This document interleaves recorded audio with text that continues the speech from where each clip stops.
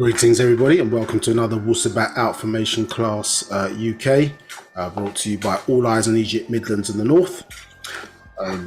We are dealing with the subject referred to as the proof today from a book called Actual Fact, the Proof, written by Dr. Malachi KZ York, and also known to us as Nabab Yaanuwn, and focusing on this area referred to as the science of relationships. And I think this is about our third class exploring this aspect of the scroll or book, and as I say, been going to it a little bit deeper way or means. So we're not dealing with the art of relationships, but rather the science that sits behind it. And so I've been exploring that over the last few classes, or last three I think. So the third part, getting into that in a bit more detail today, continuing from where we were last time. So if you want to see the previous classes on this particular subject, they'll be on our Facebook page, on our Facebook page, but also on our YouTube channel. On the YouTube channel, I think the edited version of the previous class will be up, as well as this one today, before the end of the month, or the end of this week in fact. Both of those will be up on the channel. Okay, so just a few introductory things that we're going to do before we get into the subject of class today. But in the first instance, what we're going to do is just open up with a positive affirmation from the We Are the United Sabians Worldwide, known as Sabians for short, or Musbatu in our Sabaic language. And so we're going to just do, say, a positive affirmation just to connect with our ancestors, to have a positive experience on our class today.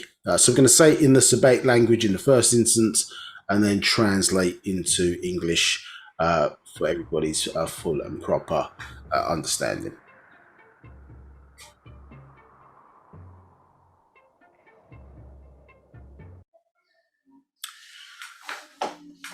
Abdoi Kale Tapalurat Wu Fakur Ame Kasam Un Empa Paut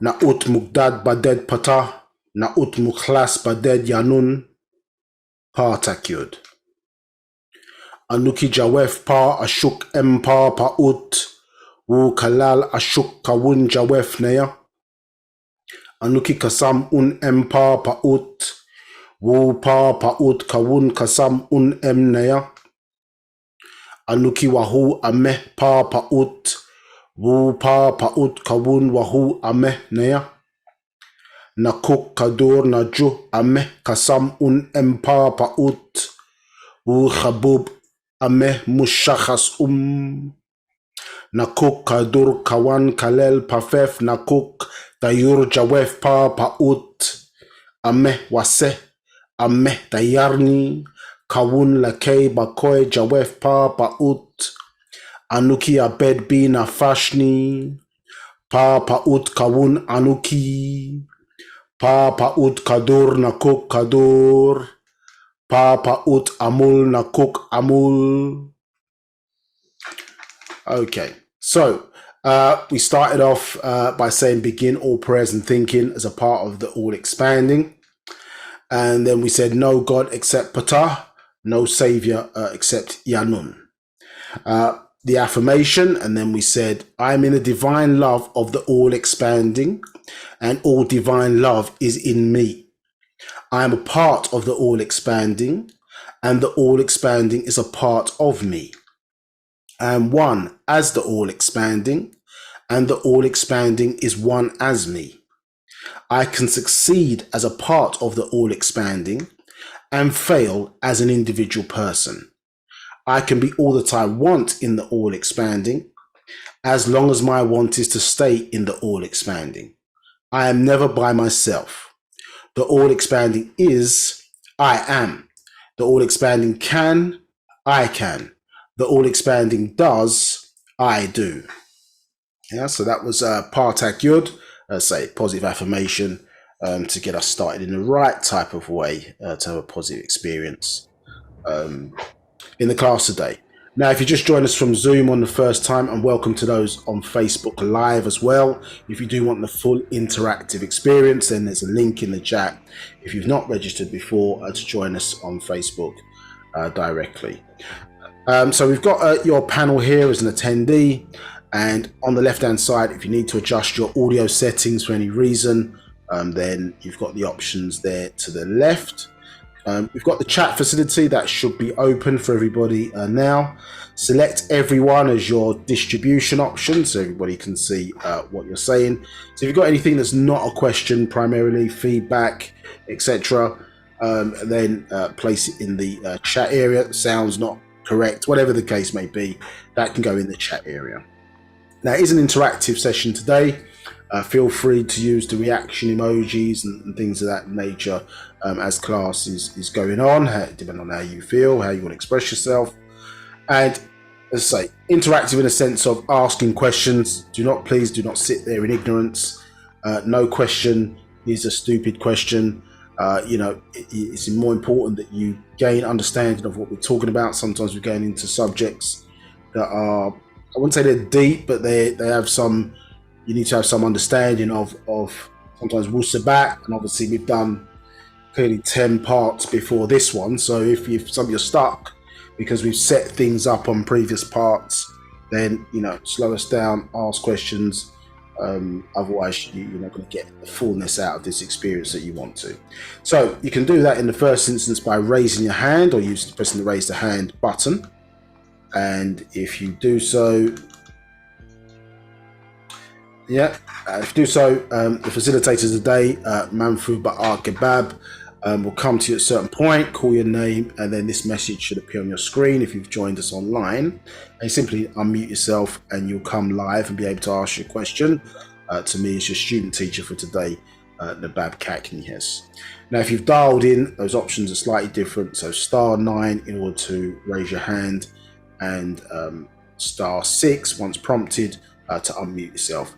You don't have the power to mute and unmute yourself at will. So just once you've asked your question or you finish the conversation, then stay muted as to not disturb the rest of the call. The other way to ask questions, if you don't want to come through live, is you click the Q&A button and you just simply type your question in, and then Nabab, as your facilitator today, will ask that question to me on your behalf. And again, as your student teacher, I'll do my best to answer your questions today. So again, interactive session, please ask questions, and as I say, I'll do my best to answer. If it's something we don't know, I have to come back to, then as I say, we'll do that in the first instance. Now, usually run polls today, or poll question. No poll questions today, just because the system's been acting a little bit funny. Generally speaking, we may have these questions just to test sound. So if the sound is not as it should be, or you cannot see the screen, then please just put that feedback in the chat, and we'll react accordingly. So let's get into the subject that we need to talk about today. So it's a brief introduction. If you want more detail about who we are, generally in the first part of the class, we tend to go into that in a little bit more detail, or again, check out on YouTube part 1 of this class. We would have done probably a more in-depth detail on this. Suffice to say, as I say, we are the United Sabians Worldwide. The founder of our organization is a person by the name of Dr. Malachi Z. Kabina York Okran, and also the author of the book that we're teaching today, and the books that we will be teaching today as a primary point of reference for us in the teachings that we're delivering to you today. Although we do use other sources, and where we do so, we'll try and reference, as I say, where we're using stuff in our doctrine and external to that. So if you want to do some further research in what we're talking about today, then feel free to go and do so. Yeah, so we're jumping around in different sources in that regard.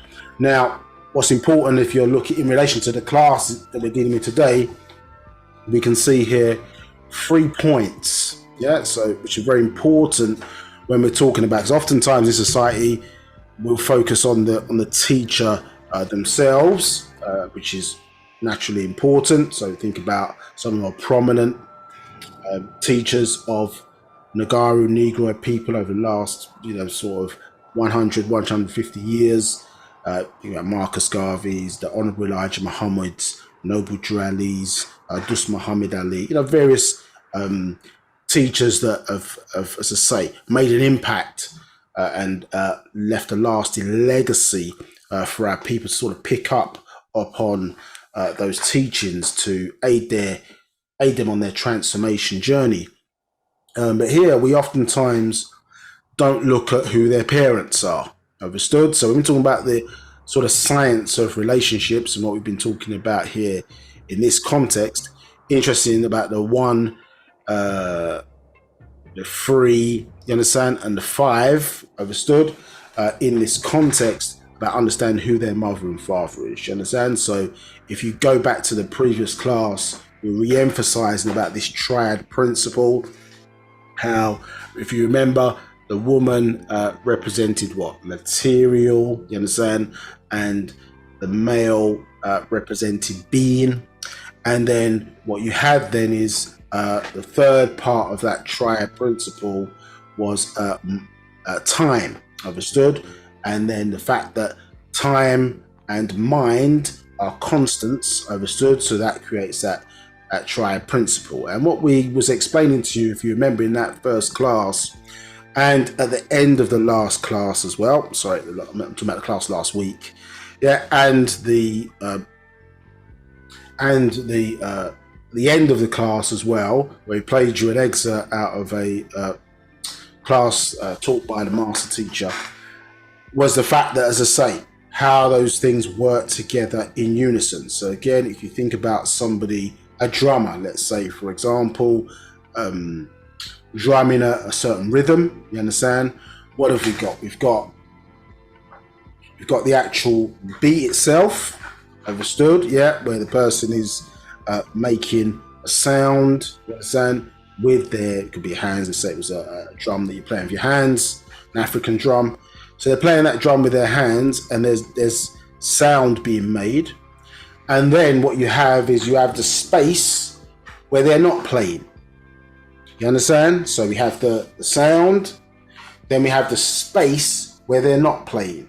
Understood? So in this context, there is a relationship between the space and what is occupying the space, i.e. the material. And then we've got that, in order for a tune to sound good, maybe, or aesthetically pleasing, it requires excellent timing. Understood? So you've got time now as this third aspect or element, most important element, and then sitting or riding on time, is the mental decision, you understand, or the fortitude to say, okay, well, I'm gonna start to play this. That's not it's not an involuntary act, it's a voluntary act.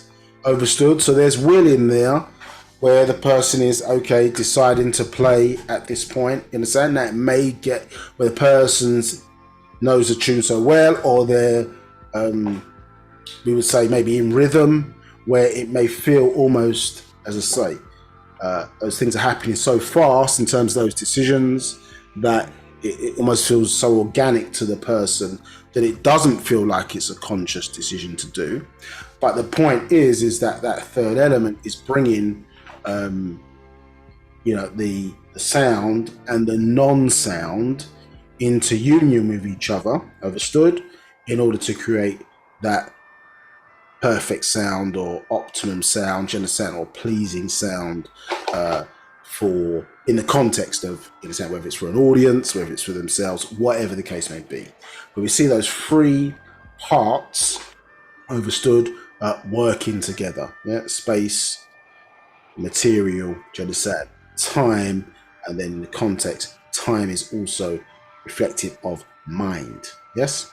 So all of this starts, or its origin starts with the feminine first, understood? So you think about it, in a context, it doesn't matter whether it's energy or material.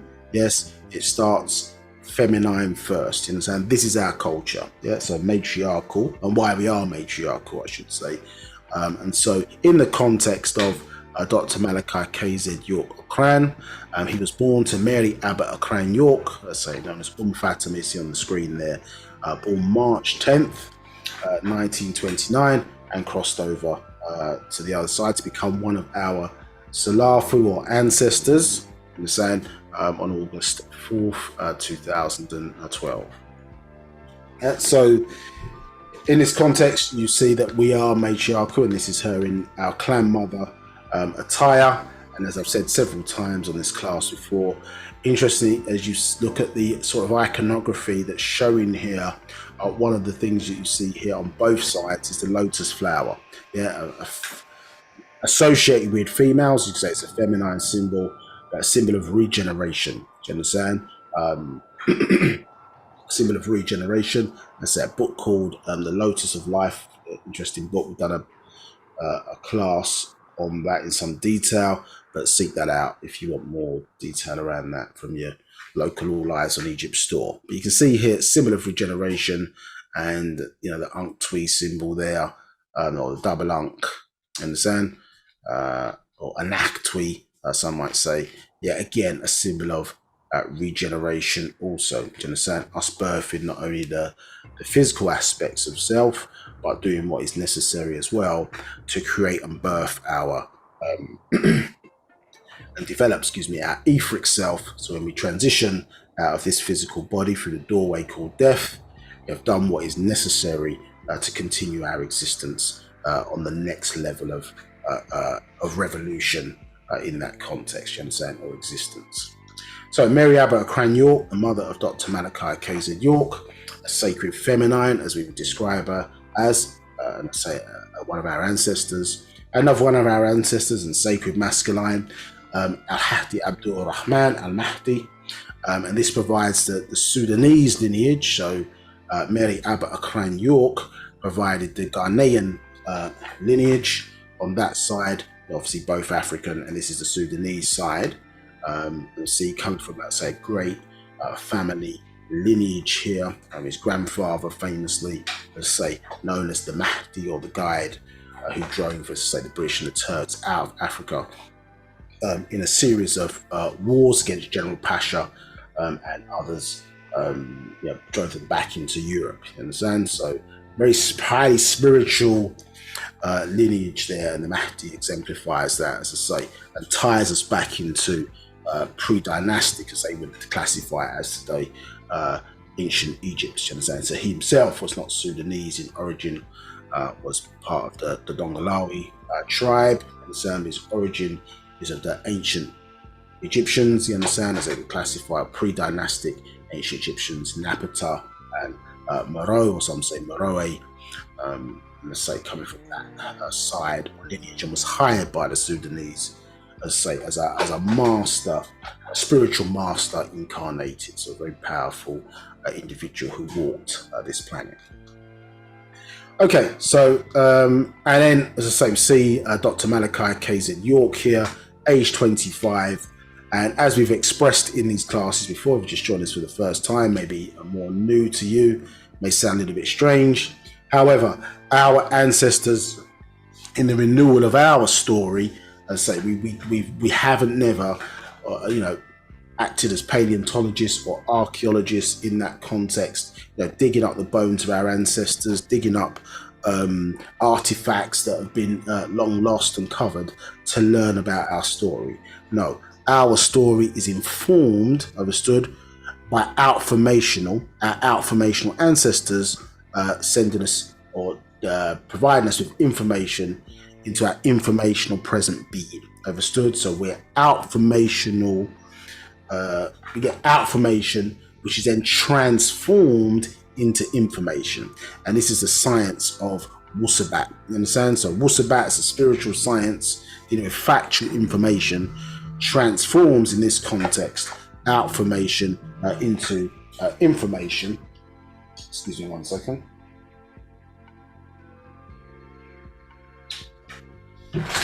Yeah, transforms outformation into information. And the reason why it's taught to us in this context is because it's designed to transform information into outformation. So we are in an informational state, yeah, in a certain formation, and we must be transformed back from mortals back into deities again. So at the end of the 24,000 year cycle, the one known as Nabab Yaanuwn comes along to renew our story. You understand? Bring us back into our right mind again, having lived, as I say, in. Sorry, one moment, please.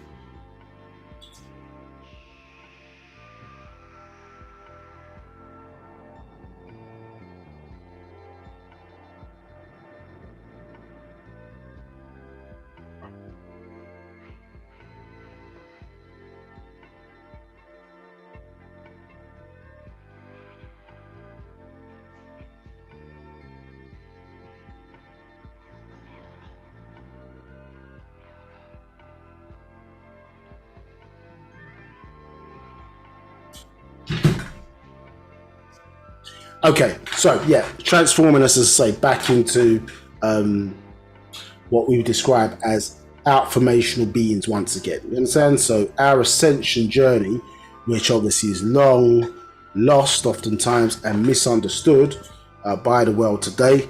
Many have co-opted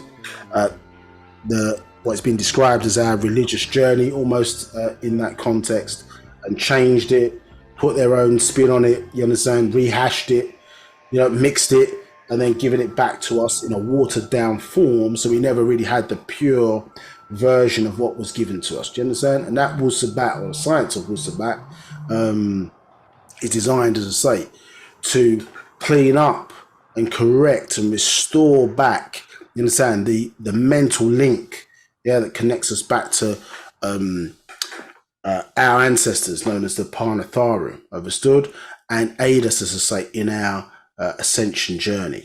That spiritual science also has the effect of unifying us mentally, and the physical unity then follows thereafter. Do you understand? And all of the different races or planetary nations here on this planet have their own spiritual science that connects them with their ancestors. This is the natural order of things. In fact, it is unnatural for us in this context as Negroids or Nagara or black people to worship a deity or a god or link into a god or deity that doesn't look like us. Do you understand? That's other than self and kind. We're the only race on the planet primarily that has been fostered on and then considered to be the status quo or normal. Do you understand? And if we then try to change that, understood, that's considered to be unnatural or not normal in this society. Do you understand? And then they call us names like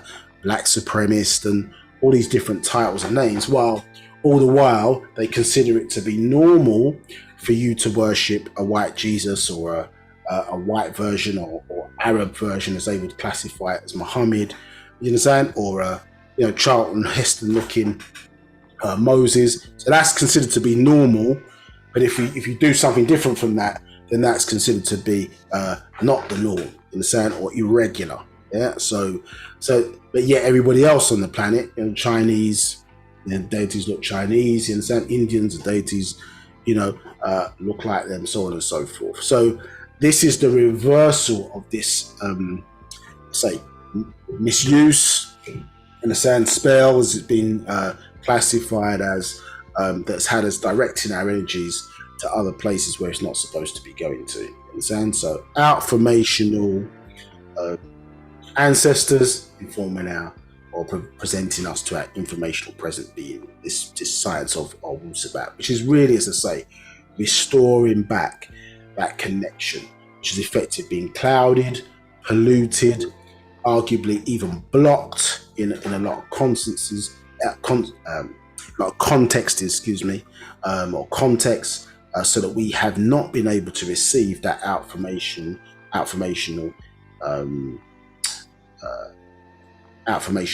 information. Sounds confusing a little bit, but outformational information necessary to aid our transformation. So information, as I say, keeps you in a certain formation. It shapes your being, shapes your mentality, it shapes who you are. Understood? So it can also have the effect of transforming you. Understood? And this is the science that is in the words or the pages referred to as the beautiful words in the actual facts, known as the hereafter and thereafter doctrine. So it was necessary for your ancestors to create a vehicle being that could perform that task. And in ancient Egypt, that being was known as Amun Nabab Rayay Akhata. Understood? A vehicle or a vessel, let's say, that would allow your ancestors to speak to and convey the necessary information that you would need to aid your transformation. The Hindus have a version referred to as avatar. In Islam, or the Islamic degree, they talk about an Ilah Mutajasid. And so, again, this is a vehicle or vessel which allows your ancestors to communicate or being to incarnate in to allow us to convey the necessary information that we need in this day and time. So, without getting into this in too much detail, when it first came in the early 60s, the information that it was kicking out, that was giving us Wu-Sabat, but it was too heavy for the people at that time. We wanted to worship things, we wanted religion, so they needed to devise a methodology, as I say, in order to remove a sort of very monotheistic religious understanding of how we saw the universe, how we saw the multiverses, etc. We didn't even know there was multiverses or even omniverse in that context. And so they needed to remove that, they call a spell, from us and get us to see things maybe how they really were. So your mind's eye would be open again, working with in conjunction with your two physical eyes. Understood? As I say, 400 years prior, and certainly the kidnapping of our people, and the forcible mixing of our genes in that context with Caucasians created a new type of a hybrid being, you understand, known as the Negro. Yes, so the mental link that we had started to deaden, you understand, and then you had a being that looked like us but thought like them. Do you understand? So looked like us but was in the image and after the likeness really of the Caucasian from a mentality viewpoint, you understand? And because of the trauma that was done, as I say, within that last 400 years, affecting those subsequent generations. A generation can be from 30 to 100 years. And so that affected and changed our mindset, and so really enforced through the media that we see to say. Most of the psychological damage that has been done to you or done to your subconscious mind over the years has been done really through the television, cinema, in that context. Yeah, in that regard. Sorry, bear with me 1 second.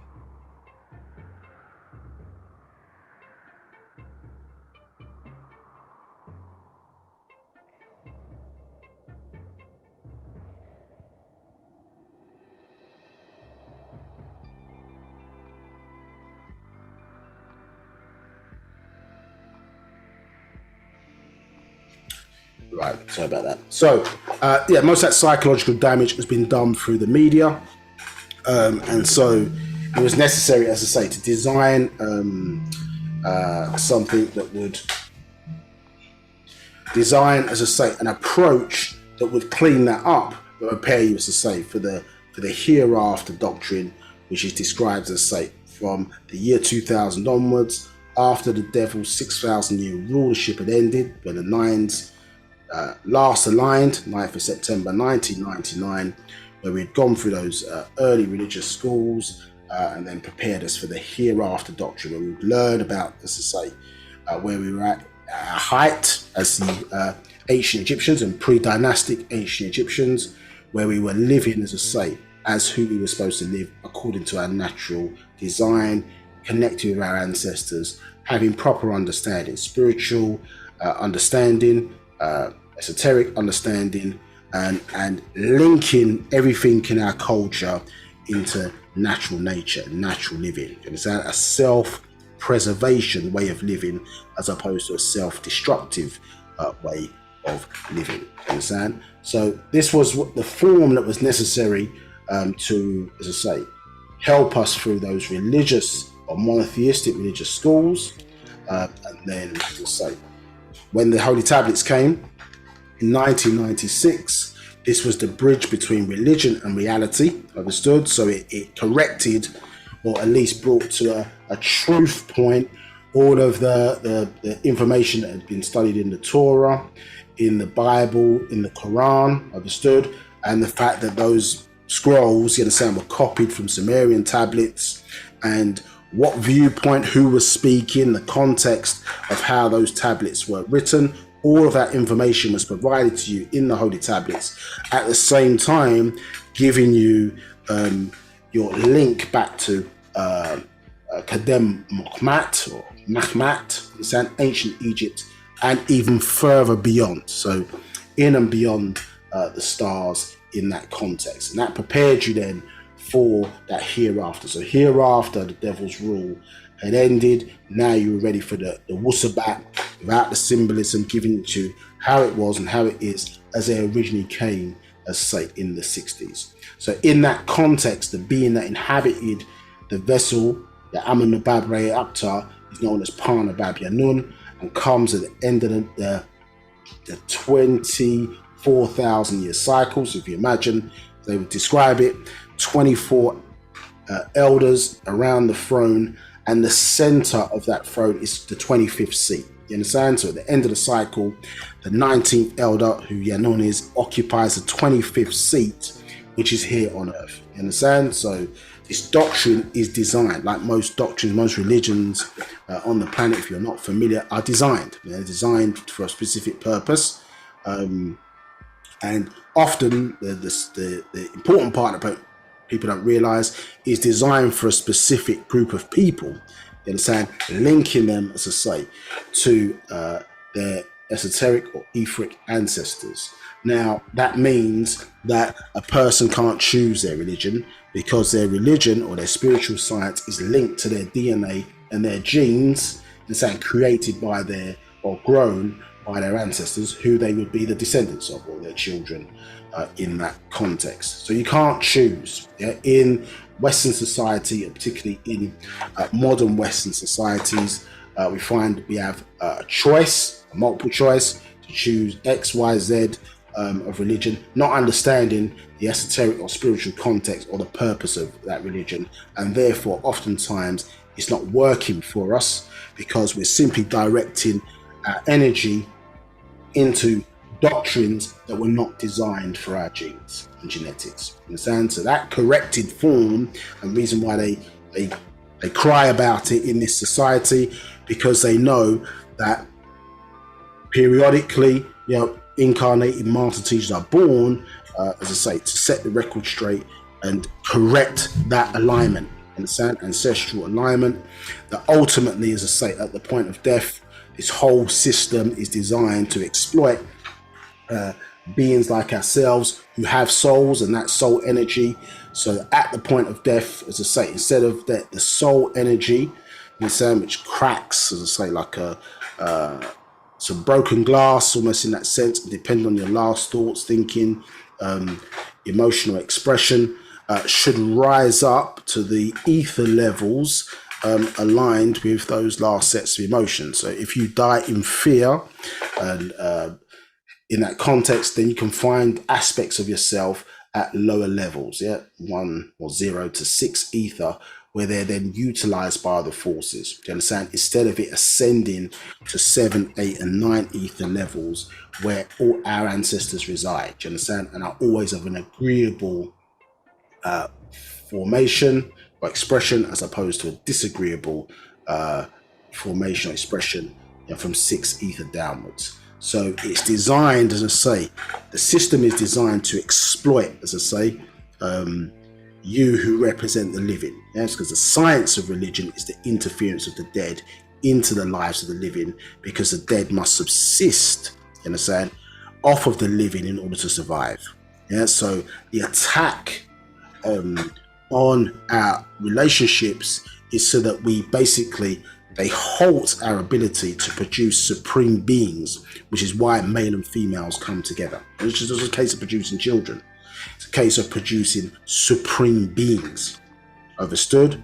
Yeah, spiritually powerful individuals, yes, who can, as I say, govern this environment in accordance with, as I say, the natural rules of nature. As at the moment we see all kind of manner of things ruling our environment, which is anti nature. And the program to correct or to realign all of our ancestral energies and put them back into the places where they're supposed to be is referred to as Rayeh Ha-Achet. Understand? Rayeh Ha-Achet is a program designed, as I say, to realign, remove all of our ancestral energy that's in these lower forces, providing an etheric battery for the forces of death, and realign it, remove it from those lower ether levels and place them back, understood, at the 7, 8, and 9 ether levels. And to do that, you need the what is referred to as golden children, in the sound, who would be able to discern between the, say, physical plane, spiritual plane, plane of force, and so mental plane, etc., and have the ability, as I say, to draw back from their own lineage these energies from these lower forces and place them back, let's say, where they are supposed to be, or provide a pathway at least back for them to ascend to these higher levels and not be used by other races, esoteric forces, let's say, as a battery to feed their negativity, you understand, associated with death. You understand? So it's a massive problem, you understand, which, as I say, we had a lot no knowledge. Obviously, it doesn't teach you about that in this society, but this is what Nabab Yaanuwn since 1963 has been teaching, you understand, in order to raise up, as I say, these children from amongst us. Excuse me. And that purpose, you understand, obviously people are focused upon the golden child, you understand, as a some understanding or misunderstanding of what the purpose of the Messiah, not knowing it's a plural, it's not a singular. You understand? So science of relationships, or tying everything back around again, it's important that we produce supreme beings again and understand what that really is and what we're really talking about. So, a long-winded introduction, but let's get into what we were talking about from last week. Yeah. Here we go.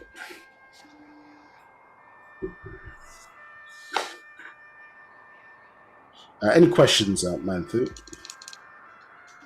There are no questions at this time. Okay, so we were in the middle of Partarak, the soulmates. Yeah. Right, here we go.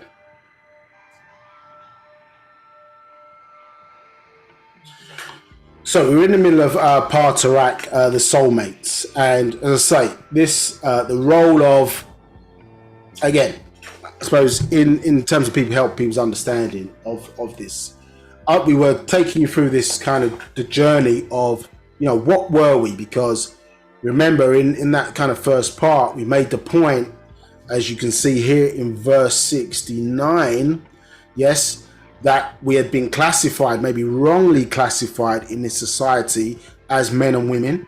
And when we looked at the Safaf, or the hieroglyphic symbols for men and women, we saw the Zabas, you understand, or the lock in there, which was cutting us off from our 9 ether, or that mental energy. Do you understand? So if we sort of went back and we looked just very quickly, just for those joining us for the first time.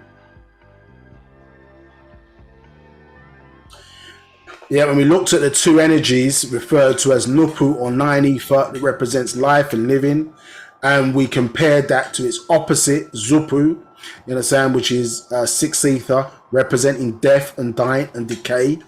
We see that the actual hieroglyph of a male and a female in Wu-Sabat, they refer to man as Azaz, and in the female Azaz Tat, and we can see here this lock, understood, yeah, known as the Sabas. Yeah, so if you were to, as I say, you take that in English, let's say we take the N, correct? Yes.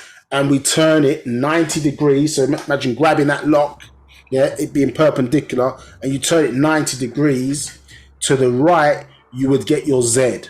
You understand, as they call it in English. Yeah. So that lock is fixed, and what it's showing is that we're cut off, understood, from that outformational energy. You understand? It's difficult to say outformational. Really want to say outformational information, but that outformational energy cut off from it. Now, it's not that we don't receive it. If you think about it, we're receiving the rays of the sun every waking moment of our existence. You understand? Which the sun is emitting. So that is a form of outformation, and also from other stars. But our ignorance, understood, it means that we're ignoring that energy. Remember, ignorance means to ignore facts. So we're ignoring that energy, and therefore, as we should do in our natural state, we're not processing the holistic amount of it. Understood? So we may, obviously, our body is processing it from an involuntary perspective. You understand? And utilizing that energy accordingly. If we're in the sun, they keep us in these 9-to-5 jobs and different things of that nature. It keeps us in offices. So we're never really receiving the fullness of that energy to optimize our being, understood, but consciously we're not reading necessarily that energy that we're receiving and then taking advantage of the benefits, at least for our race, that it has. Because remember, we were taught in the image and after the likeness of a people who don't like the sun, so their culture is set around protection from the sun. Not in our instances where the sun, that is our ancestors. We are their children. We are the terrestrial representation of the sun. So we embraced it because that's our parents. Understood? That was not the enemy to us. So you think about in certain cultures where the eye, for example, some cultures see that eye as an evil eye. The Egyptian symbol of the eye. Understood? The that. Yeah, they see it as an evil symbol. Well, it represents the sun. If you're not a supreme melanated being, or you don't have sufficient melanin to protect yourself or to take in the energy of the sun or hot weather, you understand? No one in Africa is who is of Nagaru origin, you understand, or Negroid origin, is having to wear sun cream. You understand? But they've convinced you in the West now that when you go to a hot country, for example, that you must put on sun cream. Yeah, black people must put on sun cream, like as if we're white people. Well, if you are getting burned by the sun, that means your melanin is not working correctly. So why not correct the function of the melanin? So because they don't have it, they're not going to give you or make that distinction, that fair distinction. You understand? To teach you about who you are in the society, because we all pay our taxes in the society, or most of us, if we're law-abiding citizens, they call it, pay our taxes. So if a certain type of information is necessary for one group of citizens, but it doesn't apply to another one, then as a government, your first duty is seemingly to protect your citizens. So you should have different or tailored information for the different races that make up your country. What you see is one vibration. You understand? Modern medicine, modern thinking, modern way of doing things. Remember, the word modern etymologically ties into the word mode. Yes? So they want you in one mode.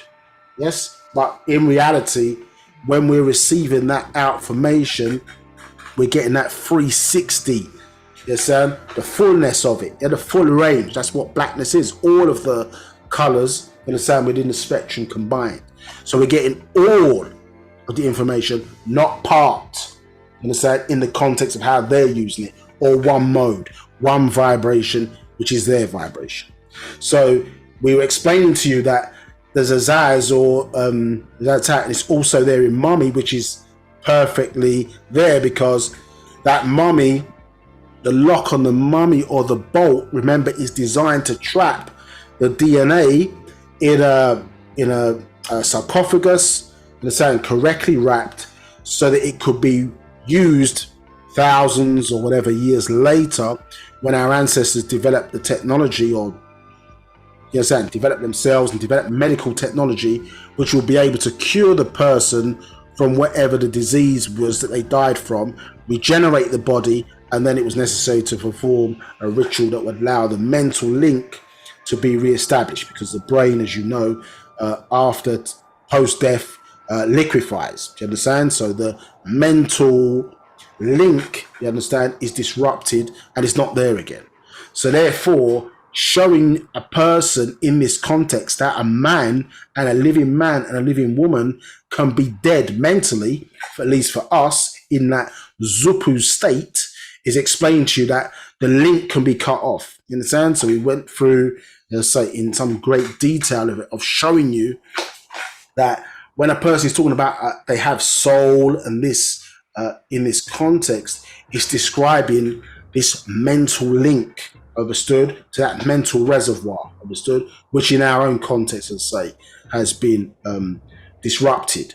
So in a Nupu state, understood, the link is obviously established there, as you see, reflected in the Nu, as they call them, Nu or Nu or Nun bowls. Yeah, and we see in our diagram that we showed you here, it says obviously how we got here in our link. You understand, these three Nun bowls, the patat representing the sky.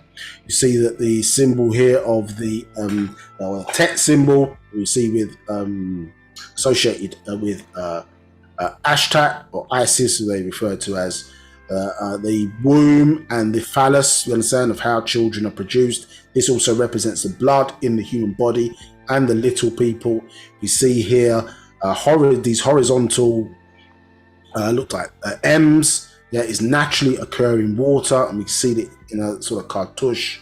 So it's in a contained system, and then this is a symbol for earth. You understand? And here we know it's female because that middle here called the khalas represents the placenta. So you know here again it's of a female, and in that context, yeah, female little people, the Sands people in South Africa, who we all originate from. So the reality is that, as I say, we've been cut off from our outformation, that outformational context. At least in our mind, we're cut off. Not that we're necessarily, there are physical cut-offs. We see a number of frequencies, etc., being generated in the atmosphere that can affect us receiving that information.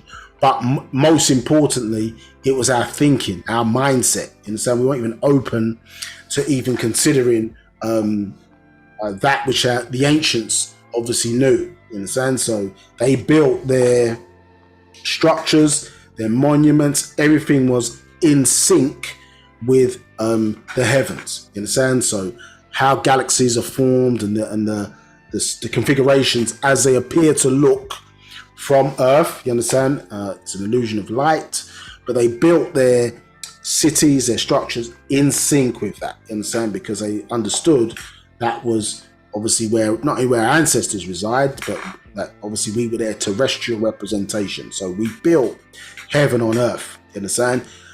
The difference is with us, we built heaven on earth, and you can still see it today. The Christians, in their degree, talk about it, but have no evidence where they've produced it. You understand? So their evidence is what they've written down, not what they've produced outside of the book. You understand? So they say, Our Father who art in heaven, hallowed be thy name, thy kingdom come, thy will be done on earth as it is in heaven. Well, you're still talking about it, but you haven't done it. You understand? So whereas we did it, done it, you understand, and continue to do it. You understand? So there's a difference between what is factual and what remains as faith and belief. Understood? We are factual people. This is why when they talk about Wu-Sabat, they say sound, right, reasoning.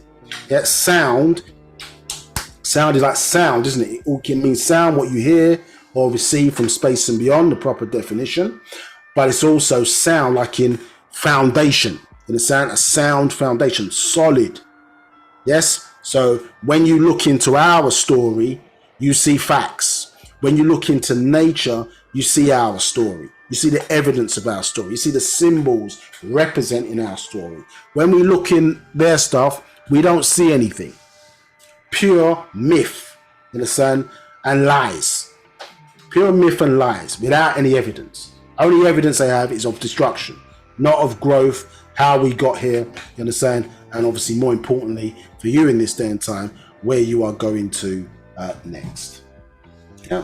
So we were giving you that context to show you the importance of, as I say, the link between male and female. Let's skip through these bits.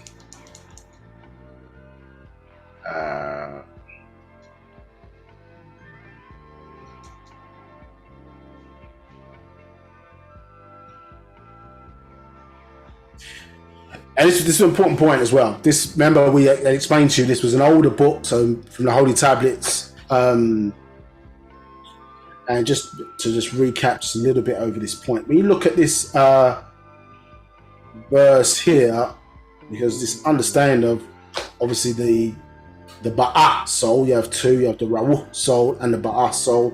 The Rawuh pertains to your breath, you breathe in oxygen, you breathe out carbon dioxide. That fires up what you refer to as your solar plexus. Understood? So that's one of your souls. And then you have a secondary soul referred to as the Ba'ah soul. And this is what enables a person to live beyond the point of death. Not all races don't have the Ba'ah, even the Rawuh soul.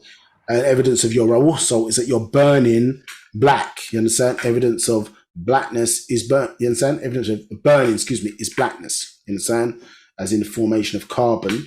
And so you see that obviously every time we take a breath. And obviously if you were to die, for example, or stop breathing, then what happens to your skin? You lose your color. You understand? So, but yet some people remain in that colorless state, which shows you, one, they're not breathing correctly, and then secondly, that their solar plexus, at least in that context, is not lit.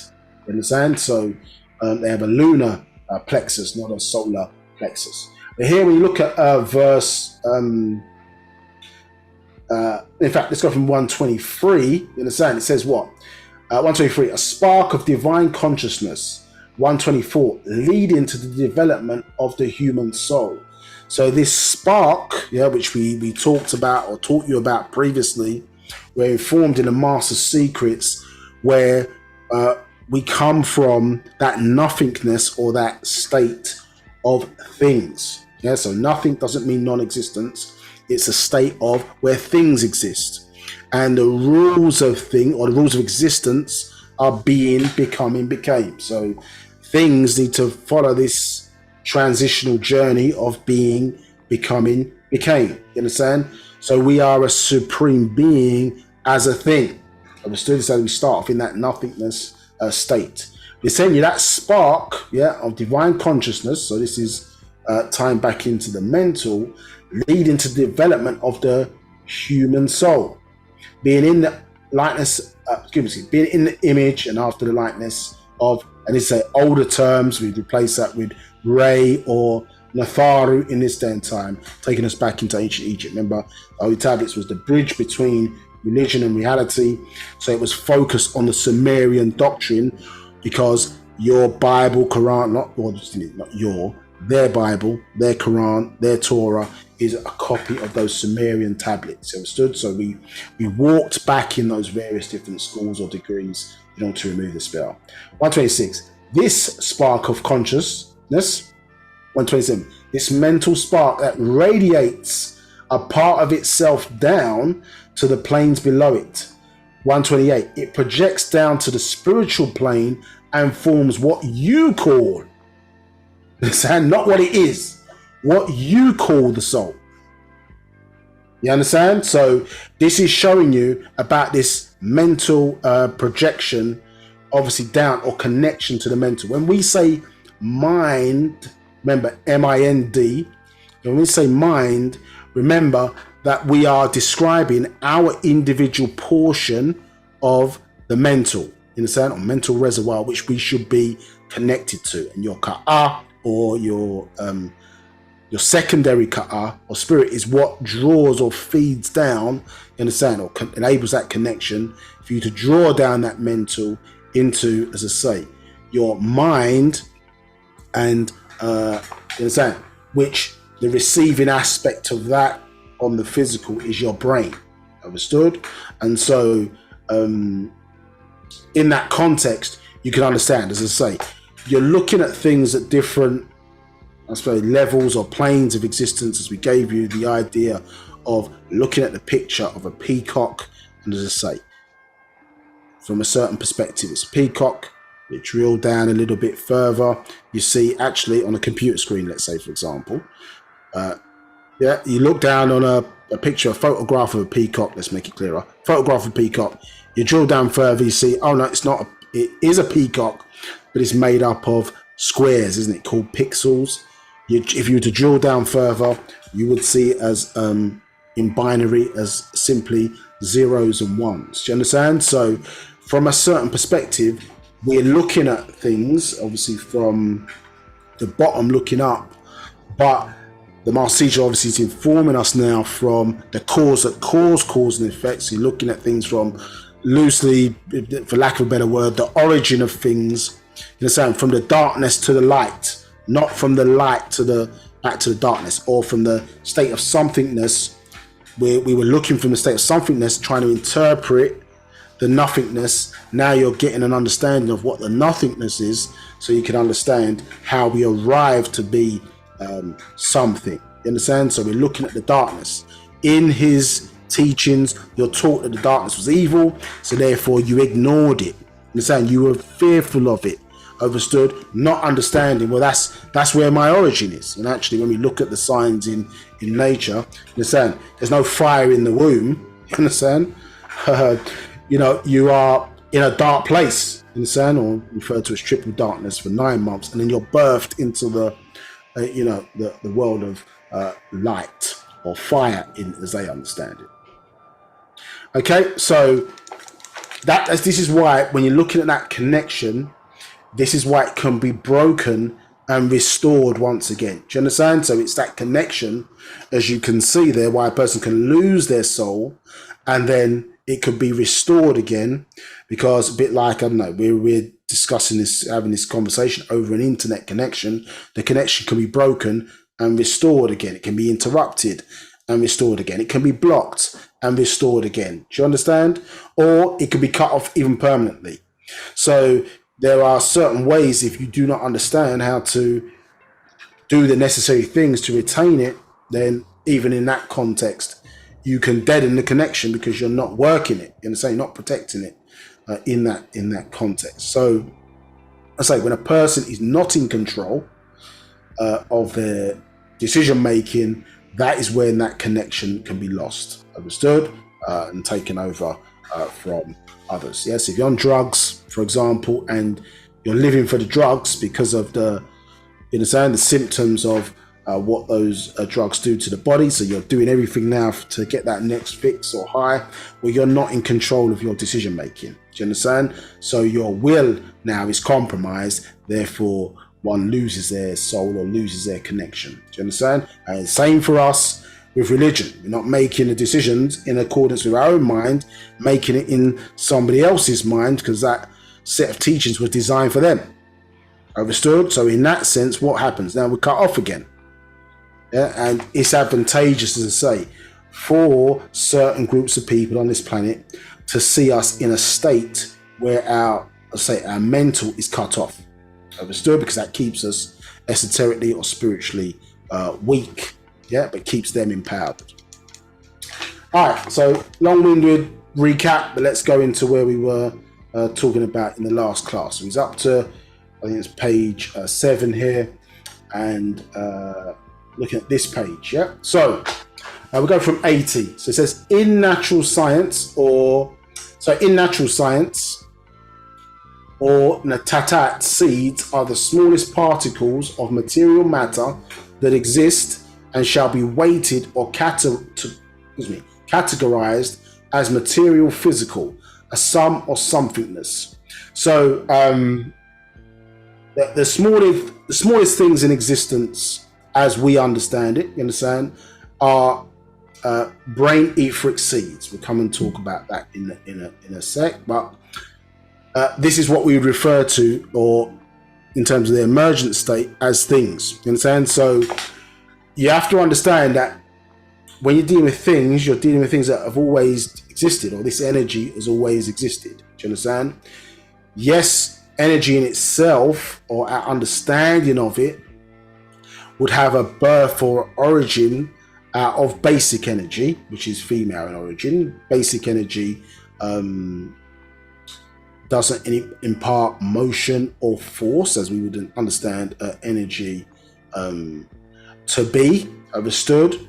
But that represents, as I say, that kind of mental aspect of things as well, because the mental side of things being constant, as we go on, will go on to explain itself in a moment, also would not have motion, you understand, in that context, yes? But it needs a mechanism to express itself, understood?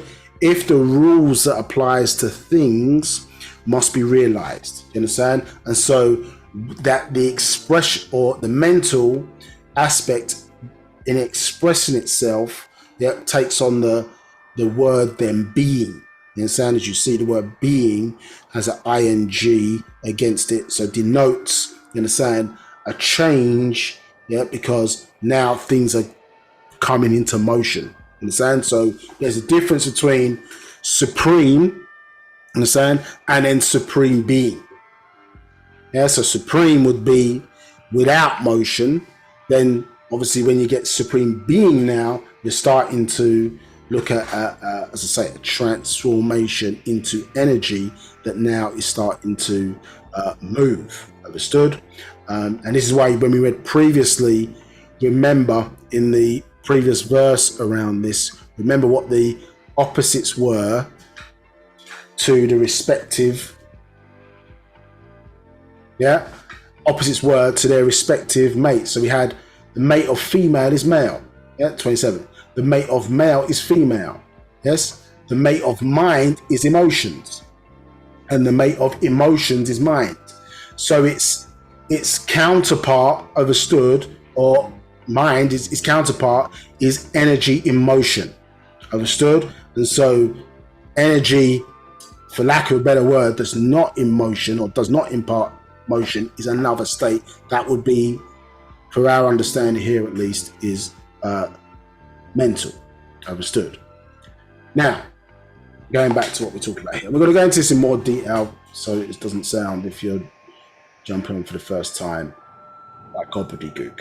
Now, here we see, as I say, material, physical, a sum or somethingness, 81, and its movement is done by nashat, or energy in motion, movement in time and space or being. So note, you see our triad principle here that we spoke about earlier. 82, energy as material, material as energy, active action, love and attraction. 83, energy as being, space being as energy space and space energy, inactive mental expression attracted into becoming. 84, from mind energy to brain energy, from mental to mind to mind. Now, so we've got on,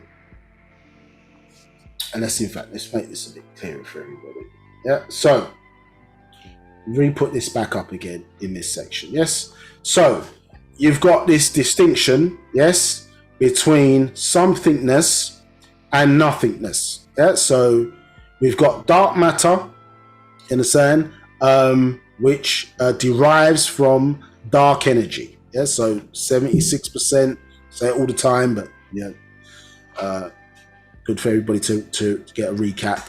76%, remember, so within existence, yes, think about all existing everywhere, all places.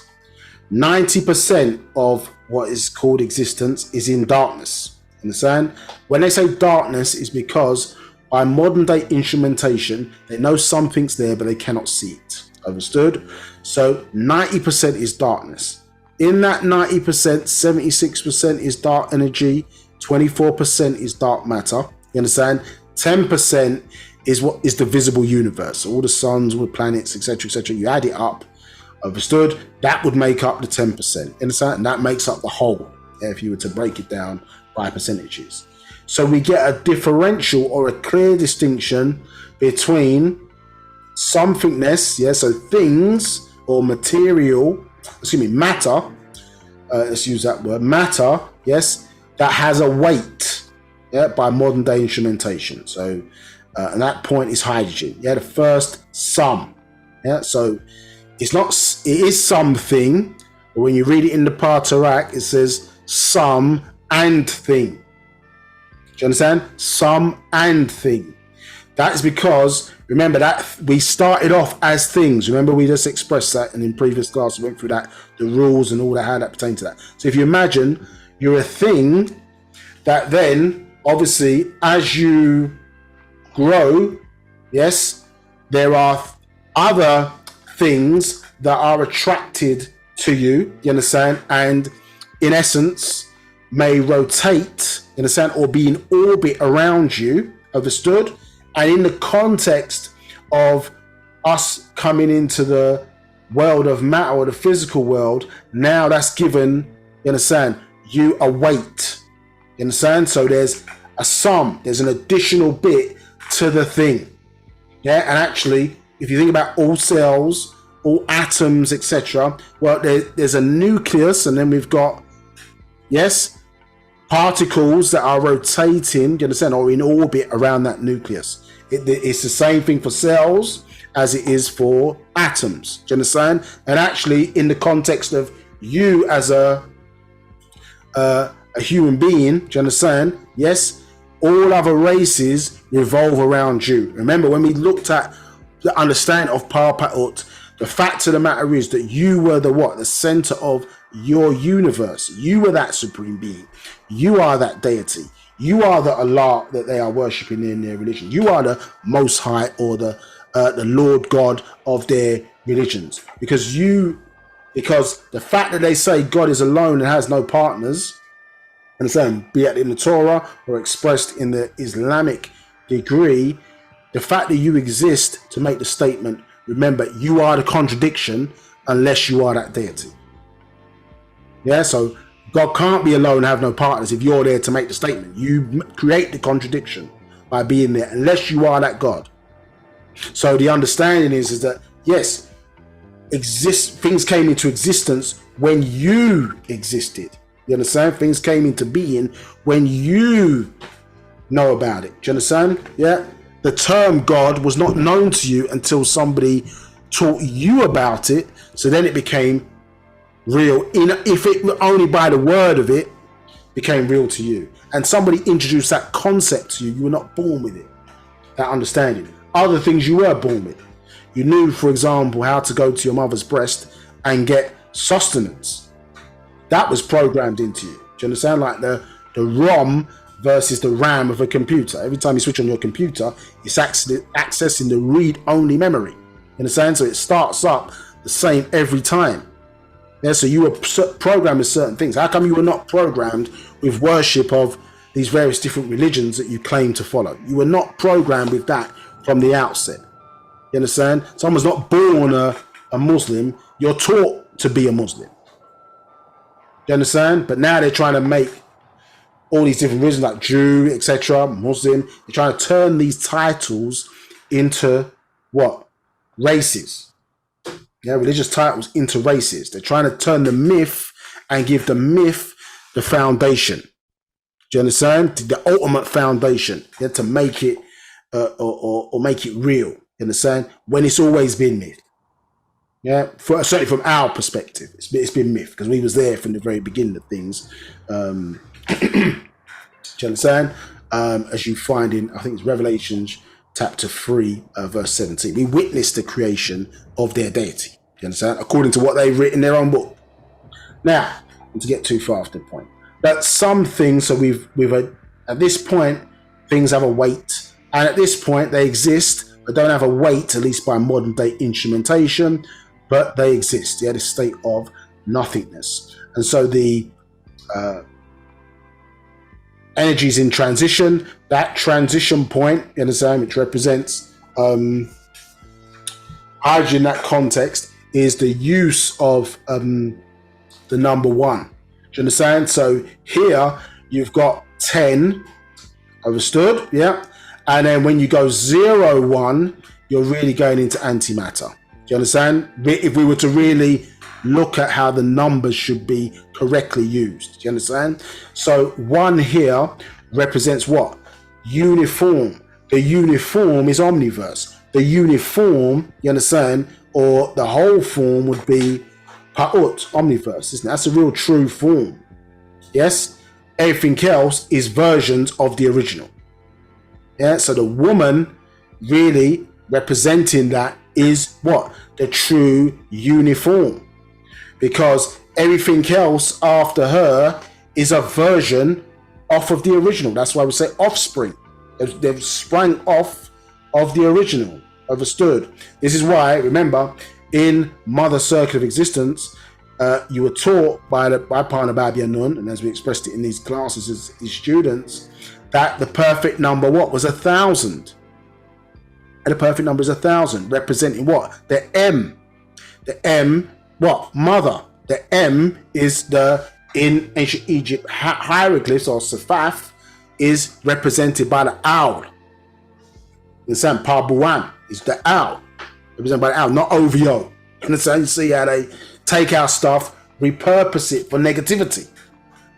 Yeah, and even with certain secret societies have taken the owl because they say, oh, well, the owl can see in the darkness. Do you understand? The true ones who can see in the darkness is us, because we were designed to see in the darkness. But the woman understood as that M, understand, or the mother, yeah, is because it's M other. Yeah, so that uniform or the true form is creating other forms or versions, you understand, of ourselves. Hence we have 1, what, and then 3 zeros, isn't it? 1,000 representing in space, matter, and time. You understand? The 3 trimesters understood of us being birthed, understood, represent 3 what? Different versions of ourselves. Start off as a reptilian, then into a Ramadian or grey, then into a shaggy. Understand? So 3 different types of being before we are birthed. You understand? And you consider yourself to be alive. You understand? Or an independent version, obviously, from your mother. Do you understand? So they say that the all is I am. You understand? The all is I your mother. All is then you am. Yeah. And interesting enough, when you look at the rules, being, becoming, became, we see in the word became that the two letters am are in the last point of manifestation. Understood? So this is how we're seeing the symbolism or understand numbers, how the master teacher has opened up our eyes. No one else. Understand? Master teacher has opened up our eyes. That's why it's called the master teacher. Explained this to you before. Ma, star. Yeah, Ma. Water, or it's a name also you say to your mother, isn't it? Ma. Yes, correct? Ma stars giving birth to what? Mini stars. For those who know. Yeah, so here, as I say, that nothingness, you have to understand this relationship between material. So when matter, when we're describing or in Wu-Sabat, when they're describing matter on the physical side, the master teacher will use the term matter. When we're describing, because it's all particles, isn't it? So when you're describing matter on this nothingness side, oftentimes you'll see the word material being used. Do you understand? So material, and then we see on the physical side, we say matter. Also, what we also see on this side, we can say, okay, well, it all matters to us because there's not a point within existence that we don't exist. Yes, other people like the Mukasu only exist as part. They don't represent the whole. So they're on the light side only. You understand? Yeah, the esoteric side doesn't step back into this darkness in this context unless it's of the lower finite forms of energy. Do you understand? From in their context, 6 ether downwards, or 6 for the females, 5 for the males downwards. You understand? So they're not expressing themselves across the whole of the the energy spectrum, in the same, for lack of a better word. So on this side, because it all matters to us, they'll say, okay, well, we're representing these particles here, so we'll say energy matter or energy material. Do you understand? Because it's all energy that we're talking about here, but because they're particles on this side of the nothingness, we will say energy matter or energy material. When we get to this side now, we reverse it and we will say matter energy. You understand? Or material energy. You understand? You can see the terms being reversed. So getting understanding of, as I say, how your ancestors think and thought, you understand, is important, because as you can see, we used the inverse. That's a better word. We use that inverse, remember, it means something to us. So that's why you have to pay attention, you understand, to what you're looking at and get back into the minds of your ancestors. We can see here, for example, that the ulad symbol there, for hair, which gives us a u sound. So nu, so na, u, pa, palel, this is a stool, u, nupu, understood? But when we see it on the 6th side, what is it? You see it inverted here in the sand to show it as an opposite. So the opposites are important when you're thinking about, or you're understanding our doctrine and getting into the mind of your teacher. Understand? Get into the mind of your teacher. That's important.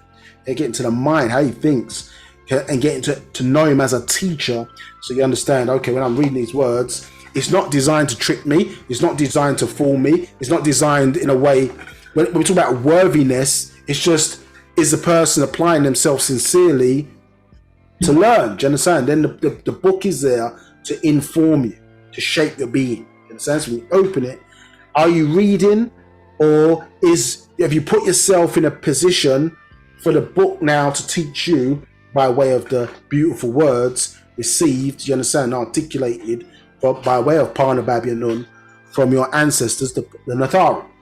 You understand? So you're putting yourself in a position now to learn. The love comes in because the being is taking that information received out of their head and putting it in a form that makes it understandable for you. Do you understand? And as a student teacher, we're only there to just help you to find, you understand, what's already been put out there, so that when you pick up these books, etc., etc., etc., you understand, okay, boom, because we've maybe gone through it, or certain people have been around for a number of years, I'm going to make it easier now for the next level to pick up this information quickly and take it up to a next level of teaching for the masses. Any questions?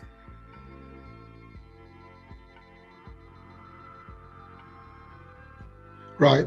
Let me just check something. It's 2:22. Right. There's no questions at this moment. Just some blessings from somebody in the chat. Okay, respect. Okay, so the reason it feels like every time we're talking about it, we're talking about this something nothingness. But listen, when it clicks, you'll be like, oh, listen, I got it. You understand? But this is getting into the language of Wu-Sabat. This is why, as I say, you may see me on certain forums or whatever, going back and forth sometimes with people. It's because we need to master what is being given to us in Wu-Sabat. You understand? Not because in the early stages it was, well, let me, and I'm not saying not to do that. You understand? Because the statement is, don't believe me, check it out. You understand? And so therefore you should be looking at sources, references, referring, put the books to the test, take them apart, put them back together, so on and so forth. You know, don't just accept it because we're saying it. But that applies to all information, doesn't just apply to Wu-Sabat in terms of your discernment. Excuse me. But at the same time, there's a true Sabian is really looking to master what the master has taught. You understand? So you're not all of us have an inner skeptic. It's necessary to use your inner skeptic. You understand? Because it aids your understanding. You use the lack of proof, you understand, to test against what is the proof. Do you understand? So you're using that in yourself. almost against yourself to sharpen your mind. You understand? Because if things of the same sort of roughness in material, one can't sharpen the other. You need a juxtaposition. Do you understand? So you use your inner skeptic to, what's that saying? Let's disprove that. But the interesting thing is about this doctrine is that the answers are in the doctrine. So we may use one source here, but the answer may be in another book, or it might be in a lecture, etc., to help certain things or explain certain things to make it make sense. Do you understand? Now, the point that I'm making is that when the ancient Egyptians were around, they were not going to the ancient Sumerians to test their understanding of their doctrine. You understand? With the Sumerians, it was all self-contained. Like a lot of people's doctrine is self-contained.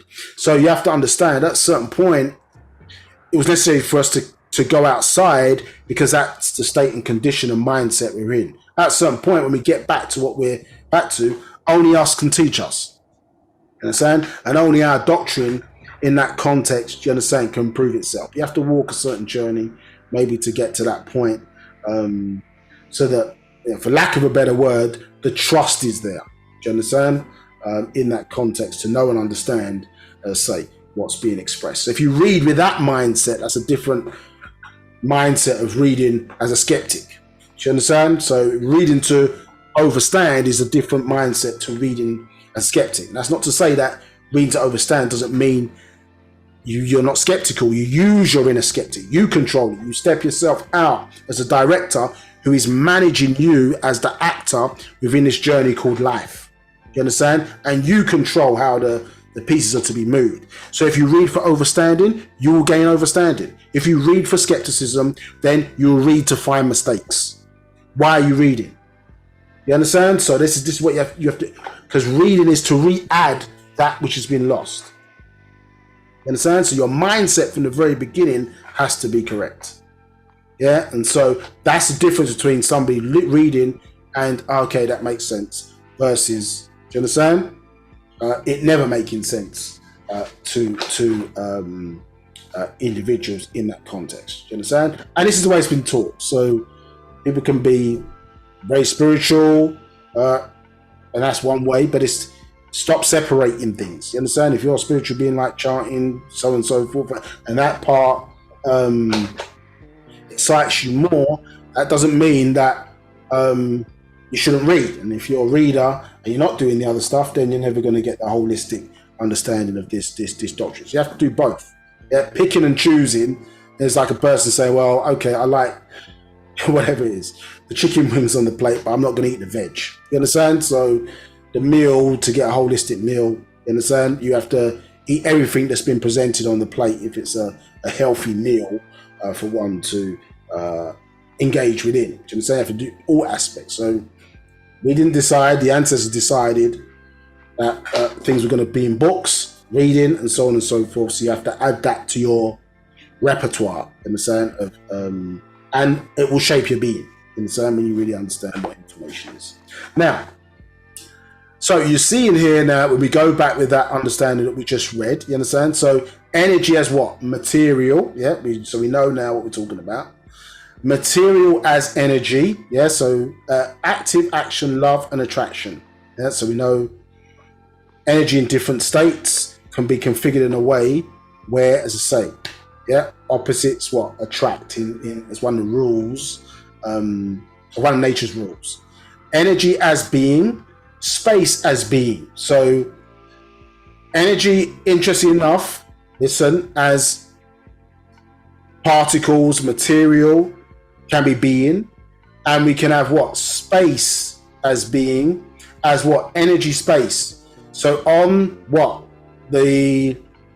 On the nothingness side of hydrogen, we need space in order for things to express yourself in order for material or matter as material to occupy that space. Do you understand? And so we see it that way around. Energy, space, and what? Space, energy. Understand? Inactive mental expression attracted into becoming. So remember what we expressed, there's two aspects of this, isn't there? There's the aspect of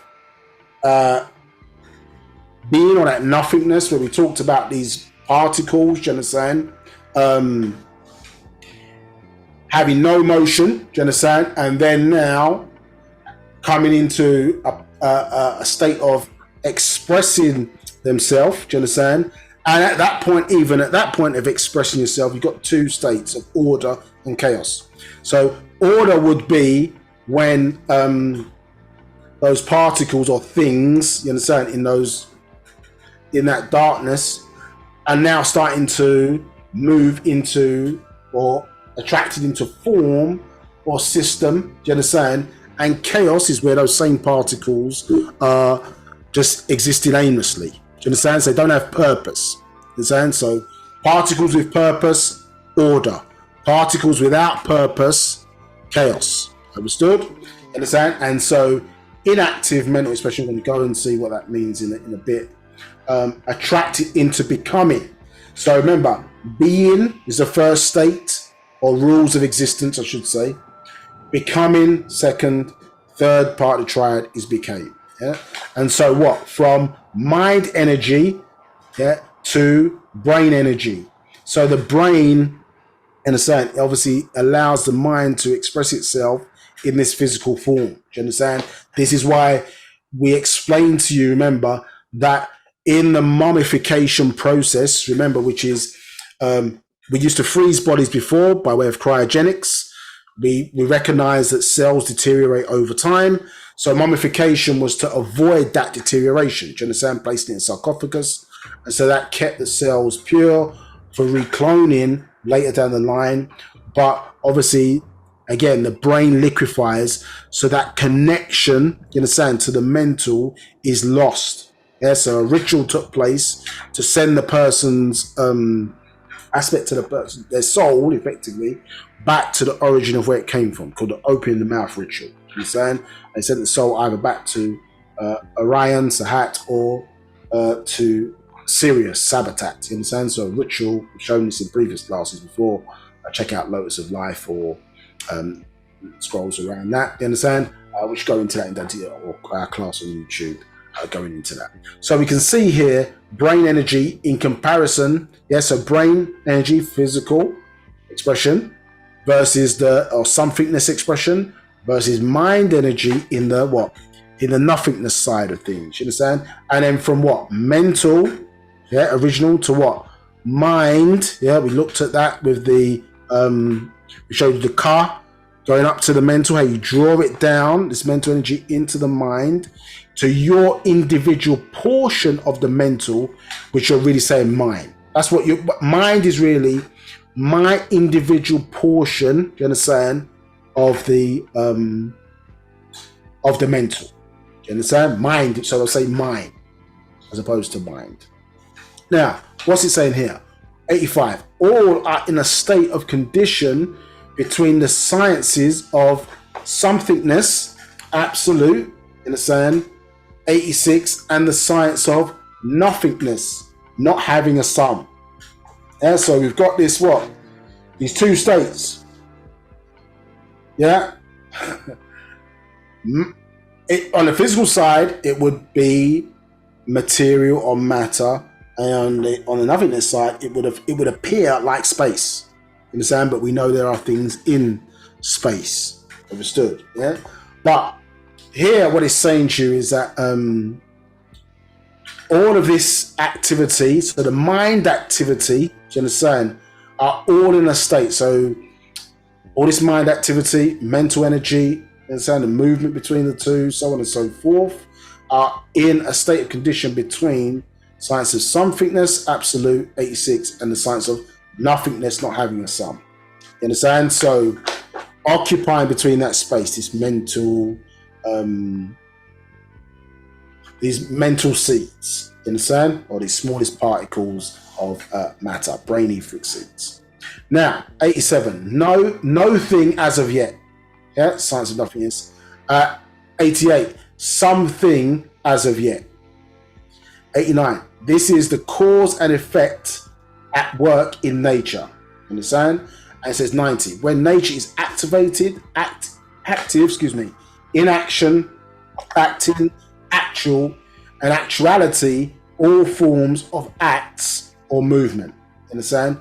91. All classifications of existences of Nashat energy. Right, okay. Pause there. Yeah, pause there for a moment. Now, let's go into what does that state of condition or nothingness mean? So, this is, what's this now? Master Secrets, number 2. Yeah, black dot. We're in the black dot section. There's other chapters in here, but the black dot is one we're focusing on. So, start from 60 for now. Okay, so here we see again a differentiation. Just for, I won't go through some of those detail. A differentiation between this nothingness again, yes, and then what? Somethingness. Understood? So, again, chaos, all of the world of light by our people, you understand? Us as the ancient Egyptians was considered to be chaos. You understand? This world of light. And the tranquility or the peace is in the darkness. You understand? Which came before light. Light is simply particles moving in darkness, obviously at different speeds. Now, let's go from 62. So, for once light came forth, with it came Tashash, chaos. 63.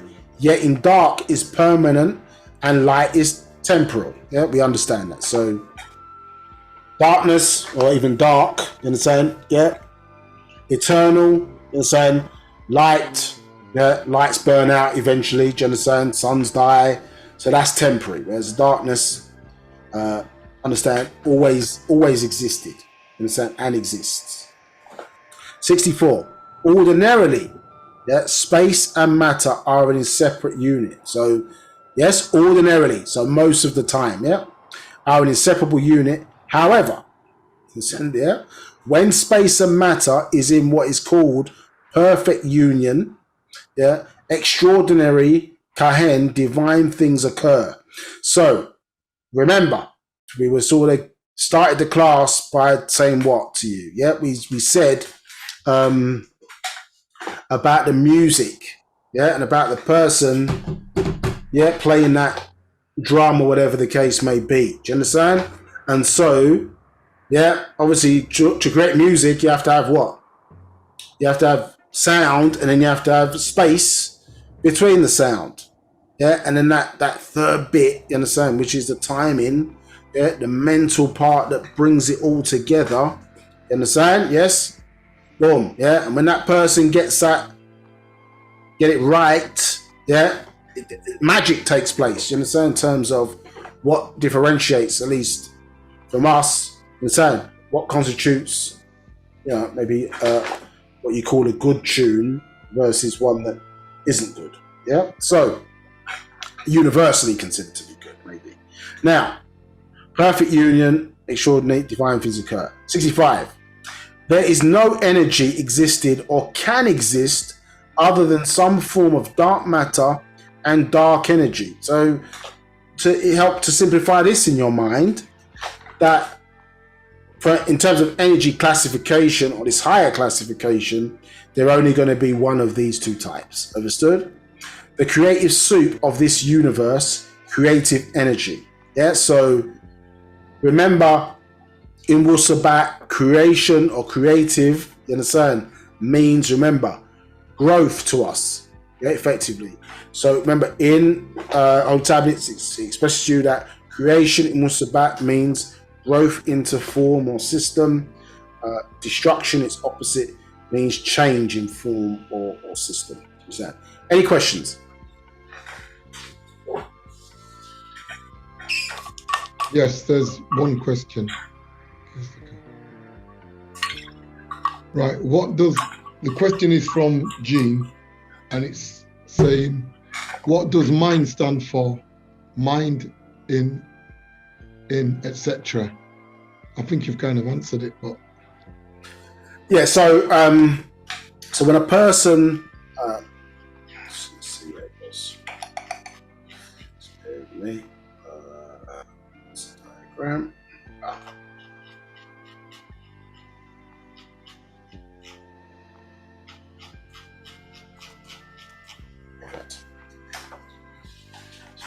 June. So here. So when you're talking about this diagram, so if you imagine, so June, we have the mental, yeah, and then that feeds obviously into a mental reservoir of outformation. Do you understand? So mental reservoir of outformation.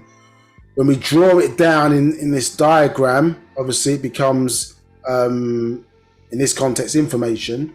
And so when you draw down through your ka'a into your brain, you understand, then that individual link is referred to as mind. Yeah, so your individual link, your drawdown out of the mental into your brain, you understand, that link is referred to as mind.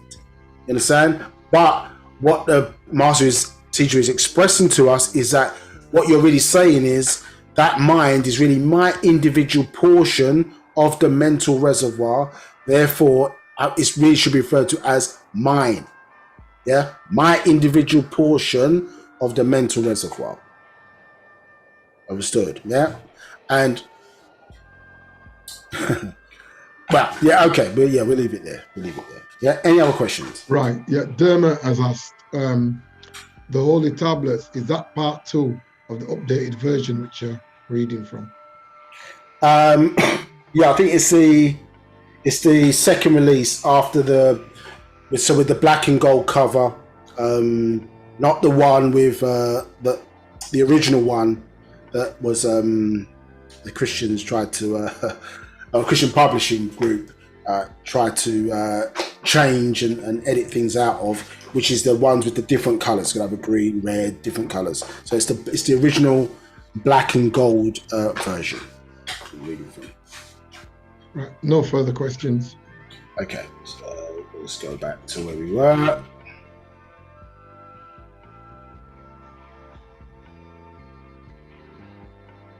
Right. Okay. So this understand this perfect union. Yeah. So there's no energy existing or can exist other than some form of dark matter or dark energy, the creative soup of this universe, creative energy. 66. And of course, energies are the active parts and ingredients of physical material existence, also working in the brain etheric seed as the akal nashat mind energy that melts down and become active creative sparks of electricity within synapses. Yeah, so this is expressing to us excuse me, what happens, or excuse me, the state of these seeds, you understand, before they are transformed. I'm going to show you how that happens in a moment. How they're then transformed, you understand, then liquefied in the brain, understood, to become our ability to reason, do you understand, and think as part of our thoughts, do you understand? So this is the state before they become that, understood? So, and of course, energies are the active parts of ingredients of the physical material existence, also work in the brain etheric seed as a cow mind energy that melts down and become active creative sparks of electricity within synapses. Understand? What are synapses? Let me show you that. So synapses are the space, interesting enough, yeah, space between neurons. Yeah, so describing the space between neurons. We'll come on to that in a moment. 67. Active magic energy is a form of mind and reason in the thought process. 68. The brain seeds melt down to brain soup. 69. That being the maye, liquid, fluid, or water of the thought needed to activate the electrical changes of the synapses, which activate and is activated by the rules of natural nature and suitable conditions in all nature. 70. For such meltdowns or warming up of the brain soup, of course, activates all thinking and sabab, reasoning, unless you have unnatural brain seeds. Understand? So we won't talk about the defects in this second. We'll move forward. Yeah. So now, so here re-emphasizing what we were just explaining from that Partarak. 51. That was once Taba'ah, natural nature, which caused the effect of some or something, some and thing, that can exist and still be categorized as material, physical, matter cells. Yeah, so this is basically describing various aspects, at least, which denote absolute somethingness. You understand? Yeah. Now, 52. Know and understand this. This is important. This Nwapu or Musbatu, Nwapians, the smallest particles of matter called Nakatat dots are classified as energy matter or matter energy, called dark matter or dark energy. So you should now understand what we're talking about here. So smallest particles, Nakat, or as say, also known as brain etheric seeds. 53. Nakatat dots can be assimilated to your very own minds as inactive, Mahach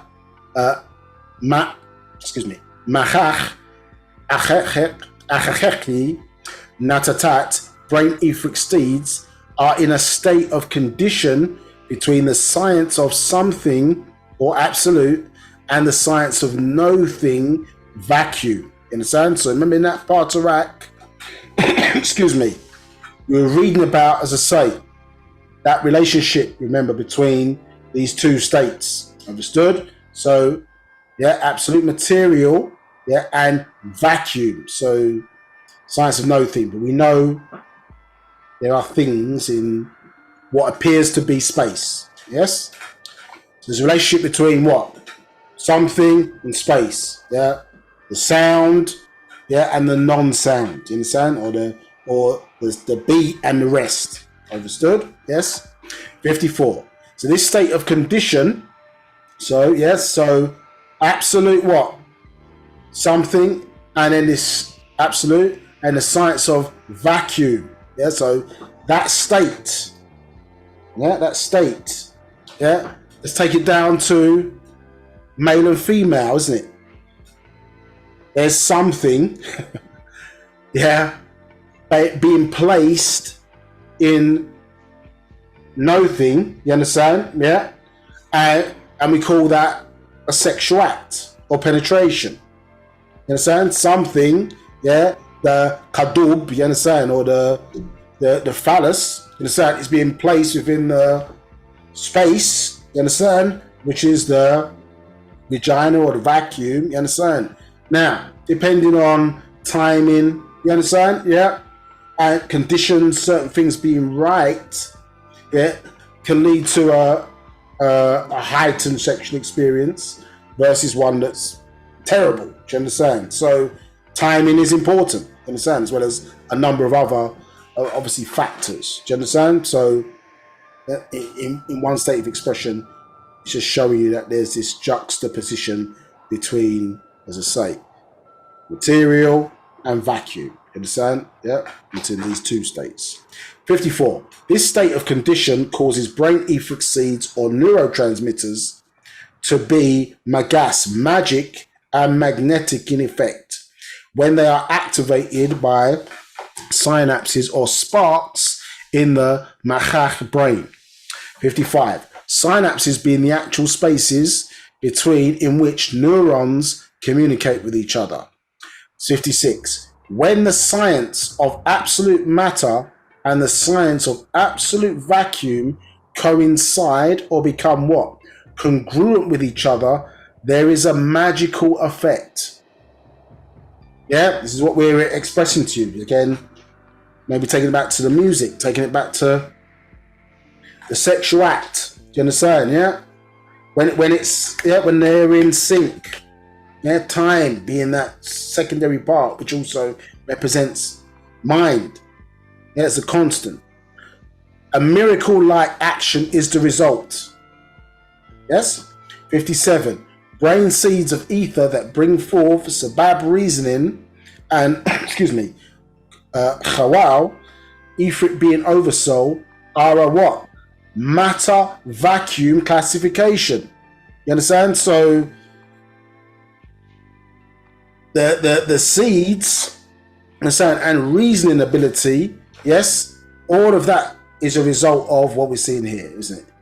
Absolute magic, absolute vacuum, yeah, brought together, matter vacuum classification. Do you understand? In order to progress or allow the journey or the expression of the mind. Do you understand? As being. Yes, because remember, it was in a state of, you understand, of no energy. Yes, and then when it came into a state of, yeah, so basic energy, now when it becomes energy, it has to express itself. Do you understand? And so there's a mechanism necessary as the third part for it to express itself. So we've got matter on one side, vacuum on the other side, and then the mechanism that allows in the mind now to express itself, for lack of a better word, or travel seemingly. You understand? I say seemingly because that's maybe some of the illusion of it, from one point within existence to another point within existence. Being, becoming, became. Do you understand? Yeah. So the reality is that you know what I mean? So if you think about it, the point of, you start off as a seed. Let's think about a tree, a fruit tree. Starts off as a seed, grows, you understand, expressing itself. At the very end point, you understand, is what? Is the piece of fruit at the end of the branch. You understand? At the final kind of stage of that expression, do you understand? The fruit becomes ripe, drops off the tree, you understand? Let's say it's consumed, and then it's reached its state of perfection. Do you understand? Yes? Somebody eats let's say a person eats the fruit or whatever, then does what? Spits out or swallows the seeds, which then defecated into the soil or wherever, you understand? And the process starts back again. Do you understand? So that going from that state of, and in respect of us, you understand? Obviously, all of that condition, you understand, is stayed for us, at least as supreme beings, into the same being. We still retain the connection. There's no cut off unless, let's say, something goes wrong in the natural process of things. Now, 57. Brain seeds of ether that brought forth Sabab reasoning and Kawar Ifrit being oversoul are a matter vacuum classification of existence by natural nature, because they can bring matter and vacuum into creative unison while involving other opposites in tabi'ah, natural nature, when necessary. 58. Understanding to overstanding nature as it reveals itself, natural and unnatural. Understand? So, excuse me. So even in the context of us, we have what you call these opposites or juxtaposition that, as I say, exists within our own being. Do you understand? Which not necessarily feels like contradiction, but you understand, it's understanding those slight differences. So, for example, the soul, which is obviously seeking to return back to the source of whence it came, can at times be in opposition to the physical body. You understand? Because the material that the body is made from is what? Seeking to return back to the soil from whence it was crafted, or the bacteria. I didn't say soil, it's really saying bacteria. It was crafted from. And that is in opposition to the soul, which is also seeking to return back to the source from which it came from. Do you understand? So the two things oftentimes can be in conflict with each other. And this is why you have to think that the reason why you have to discipline one's mind, because the mind is always going to do something. Yes, and if left unchecked, it's going to do things which are not necessarily best for the body. Do you understand? And maybe in a context of vice versa. Do you understand? And two, unless regulated by you as a member of the director who is directing yourself as the actor, you must be in control, because the mind is going to do what it wants to do. It's not necessarily going to do what is best for the body. You understand? So if it had its choice, then you, I don't know, whatever, from the influencing factors, it might want to trump down 20, you know what I mean? 20, whatever it is, tubs of Haagen-Dazs. You understand? Because that's the way you're feeling at the time. You understand? But that doesn't mean that 20 tubs of Haagen-Dazs is what's best for the body. Do you understand? So just because one feels something mentally or is expressing it, can be influenced by many factors, which we'll, let's say, go into. That doesn't always mean what's best for the brain. Do you understand? Best for the body, excuse me.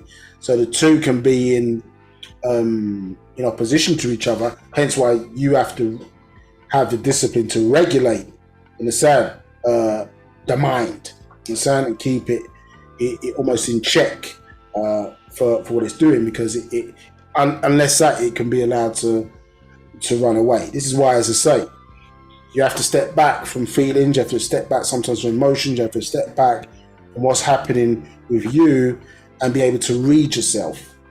Because there are many different messages coming through for different reasons, you understand, different influencing factors, you understand, and you can't be a slave to that. You must have your reasoning ability, which can override and make decisions that may be the best for the situation, but that might be go against what you're feeling. Do you understand? So if you're fasting, you have to discipline yourself, don't you? So your body may desire all these things, could be expressions from ancestors, could be what your body's desiring or whatever, but you kick in, you understand, and say no, for better health, you understand, or for an esoteric or spiritual outcome that I'm looking for. I'll go against that feeling and discipline myself until, you understand, whatever. If you fast for 9 days, then the discipline is going to be in for that period of time. Do you understand? So some of the juxtapositions or these opposites are necessary, as I say, are necessary because of where the brain or the mind is expressing itself within a certain environment that may not be optimized for it, like at this lower level of existence. And then secondly, in order to know what agreeable is, you need to, at certain points, have what is disagreeable. Do you understand? So in these lower expressions of existence or within existence, we have these, as I say, opposite positions that serve a certain purpose at these lower levels. They don't exist necessarily uniformly across existence, but in the physical, for example, in order for life seemingly to have a certain level of meaning in this level of existence, then its corresponding counterpart is death. Understand? So there's a certain period of time what the human body is designed, at least at this level of expression at this time, it has a certain amount of time period that it's going to run for. Do you understand? And therefore it will then now shut down. Do you understand? Or you'll die from a particular disease. Understood? That's the way things are set now. Do you understand? So you have these juxtapositions at this lower level of existence. You have things that are, excuse me, linked, for example. So if you look at your lungs and the shape of your lungs, yes, they take in what? Oxygen, or you take in oxygen, and then you release carbon dioxide as an output of the breathing process, If you look at your lungs, they look like what? Inverted trees. You look at a tree which is in that upright position. Do you understand? They take your output, our output of carbon dioxide, and they turn it into oxygen. So in certain levels of existence, or these lower levels of existence, we see this, you understand? These juxtapositions, you understand? We also see, let's say, natural versus unnatural used as a life form, as I say, is developed, and the environment that we're in is developed. Another one of this, not to labor the point, but if you think about the male and female relationship as it exists from a physical standpoint, do you understand what I'm saying? That is also, you understand, natural versus natural nature versus unnatural nature, because the male being has been placed, the male aspect of the woman has been placed, you understand, in a man, you understand, which is outside of self, you understand, and therefore the fact that the delivery device, you understand, which is the male with a penis, you understand, with the delivery device placed outside of the body, creates complications, doesn't it? Because now that seed is in a separate being, and the seed doesn't match her genetic configuration of her body. So when the sperm is inserted into the woman, what does the immune system think? Well, the immune system thinks, well, this is an enemy now of the body. Do you understand? And therefore, you need, you know what I mean, several hundred million of these sperms in order for the one, understand, to make it past the woman's immune system and make it to the ovum. Do you understand? And then she has to create the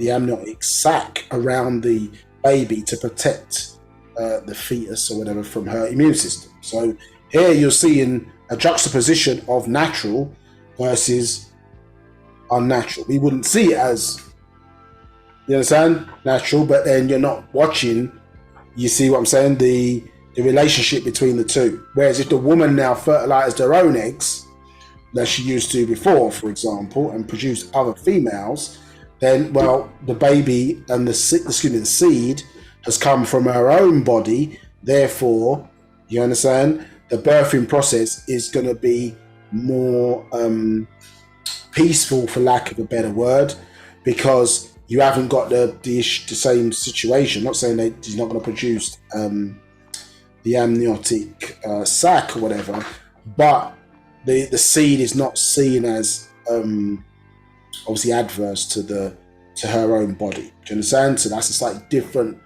process as, you understand, you're manifesting as things are going from being to, you understand, became. You see these complexities that arise, you understand, more chaos, you understand, as we saw it, arising in the world of light, at the lower form of vibration, yes, of us in the physical. Things become more complex, they're more sophisticated, do you understand? And these complexities kick in, do you understand? But they don't exist universally across all planes within existence. Any questions? There are no questions. So we showed you this before, extract from Lost Record of Time, about this deity, Merit, who they refer to as Merit, and as I say, the Chironomy deity, yes, understood, and we know that word chironomist or chironomist is the gestures that how can I say, a person who is conducting, the conductor who is conducting orchestra, you understand, that those hand gestures that are made to direct how the instruments are played and when they're played, understood, is what is referred to as chironomy or chironomy, understood? So you can see that here, now Merit, where, as you can see, they get the word what? Miriam, Merit, we say, or Meritat in Sabaik, you understand? Meditat. Some people have that name. So remember that bringing things into harmony, the divine song, the divine tune, the sound, do you understand, is being directed. Understood? Yeah, maybe you'd say in an involuntary aspects of it in involuntary fashion, aspects of it in voluntary fashion. But when we look now, it goes deep, isn't it? When you talk about sound, right, reasoning, do you understand how that the sound portion, you understand, or the expression must be directed, you understand, for optimum results, optimum liberty in that regard. It's not just a case of all unions are perfect unions. You understand? And this is what we have to get back to as we get back into knowledge of self. Then this is what's restoring back to us, as I say. Remember we talked about earlier, producing supreme beings. This is what soulmates do.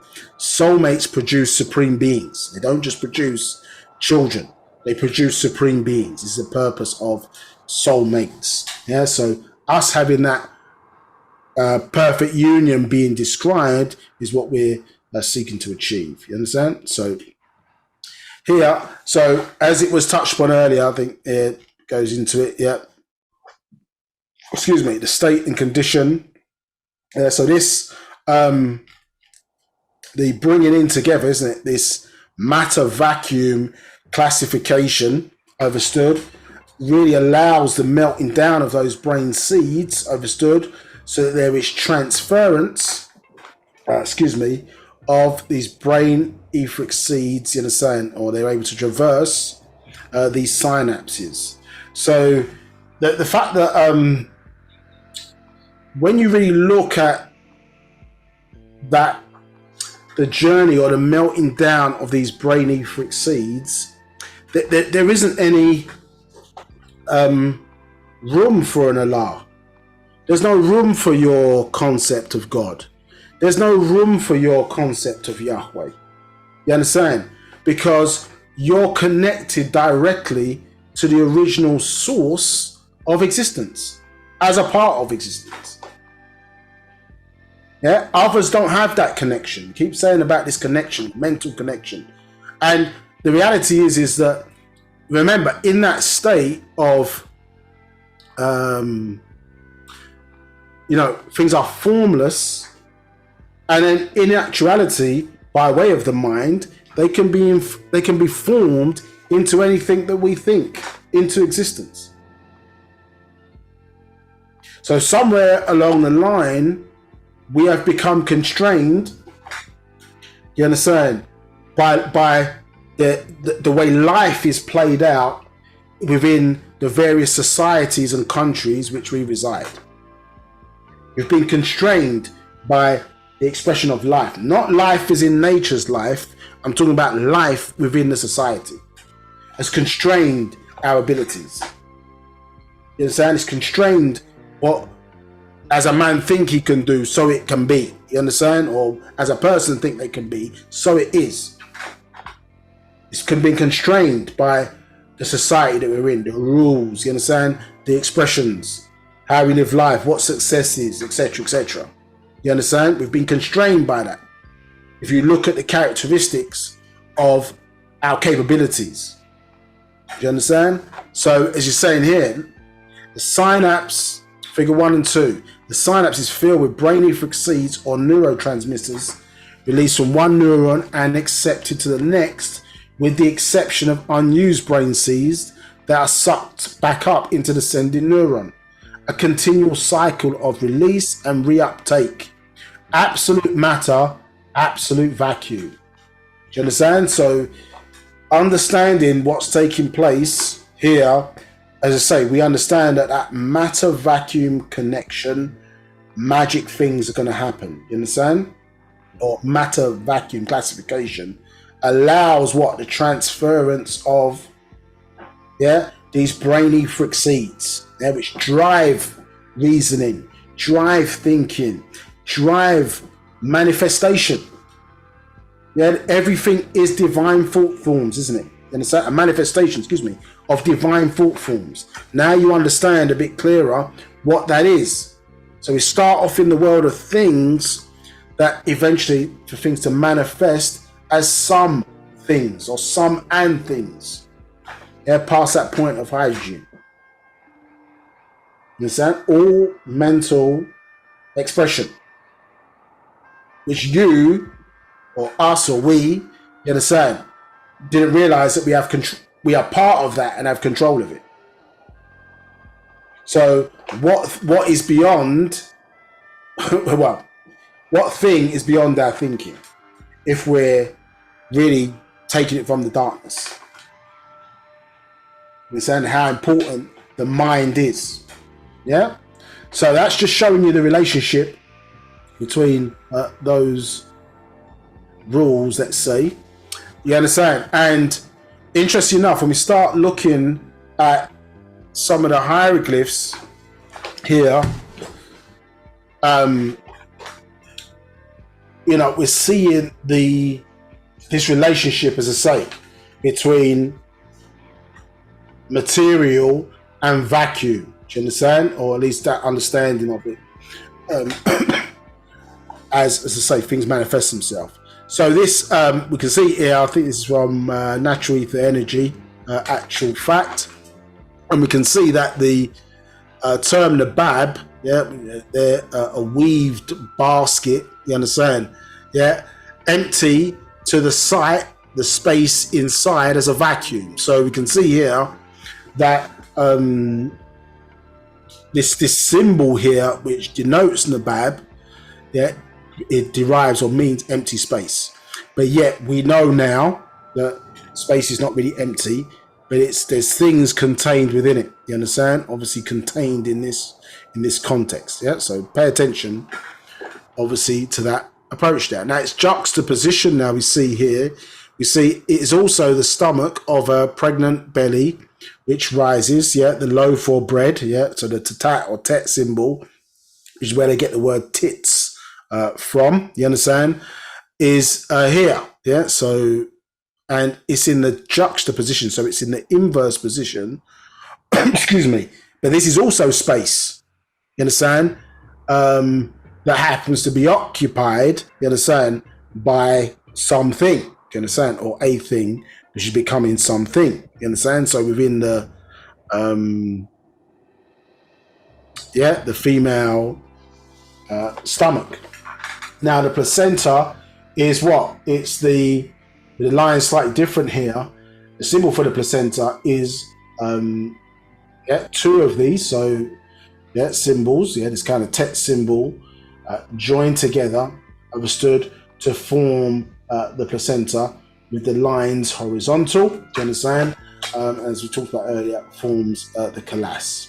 Now here we can see that kalas symbol now is in the center of the symbol for the spark of life. Do you understand?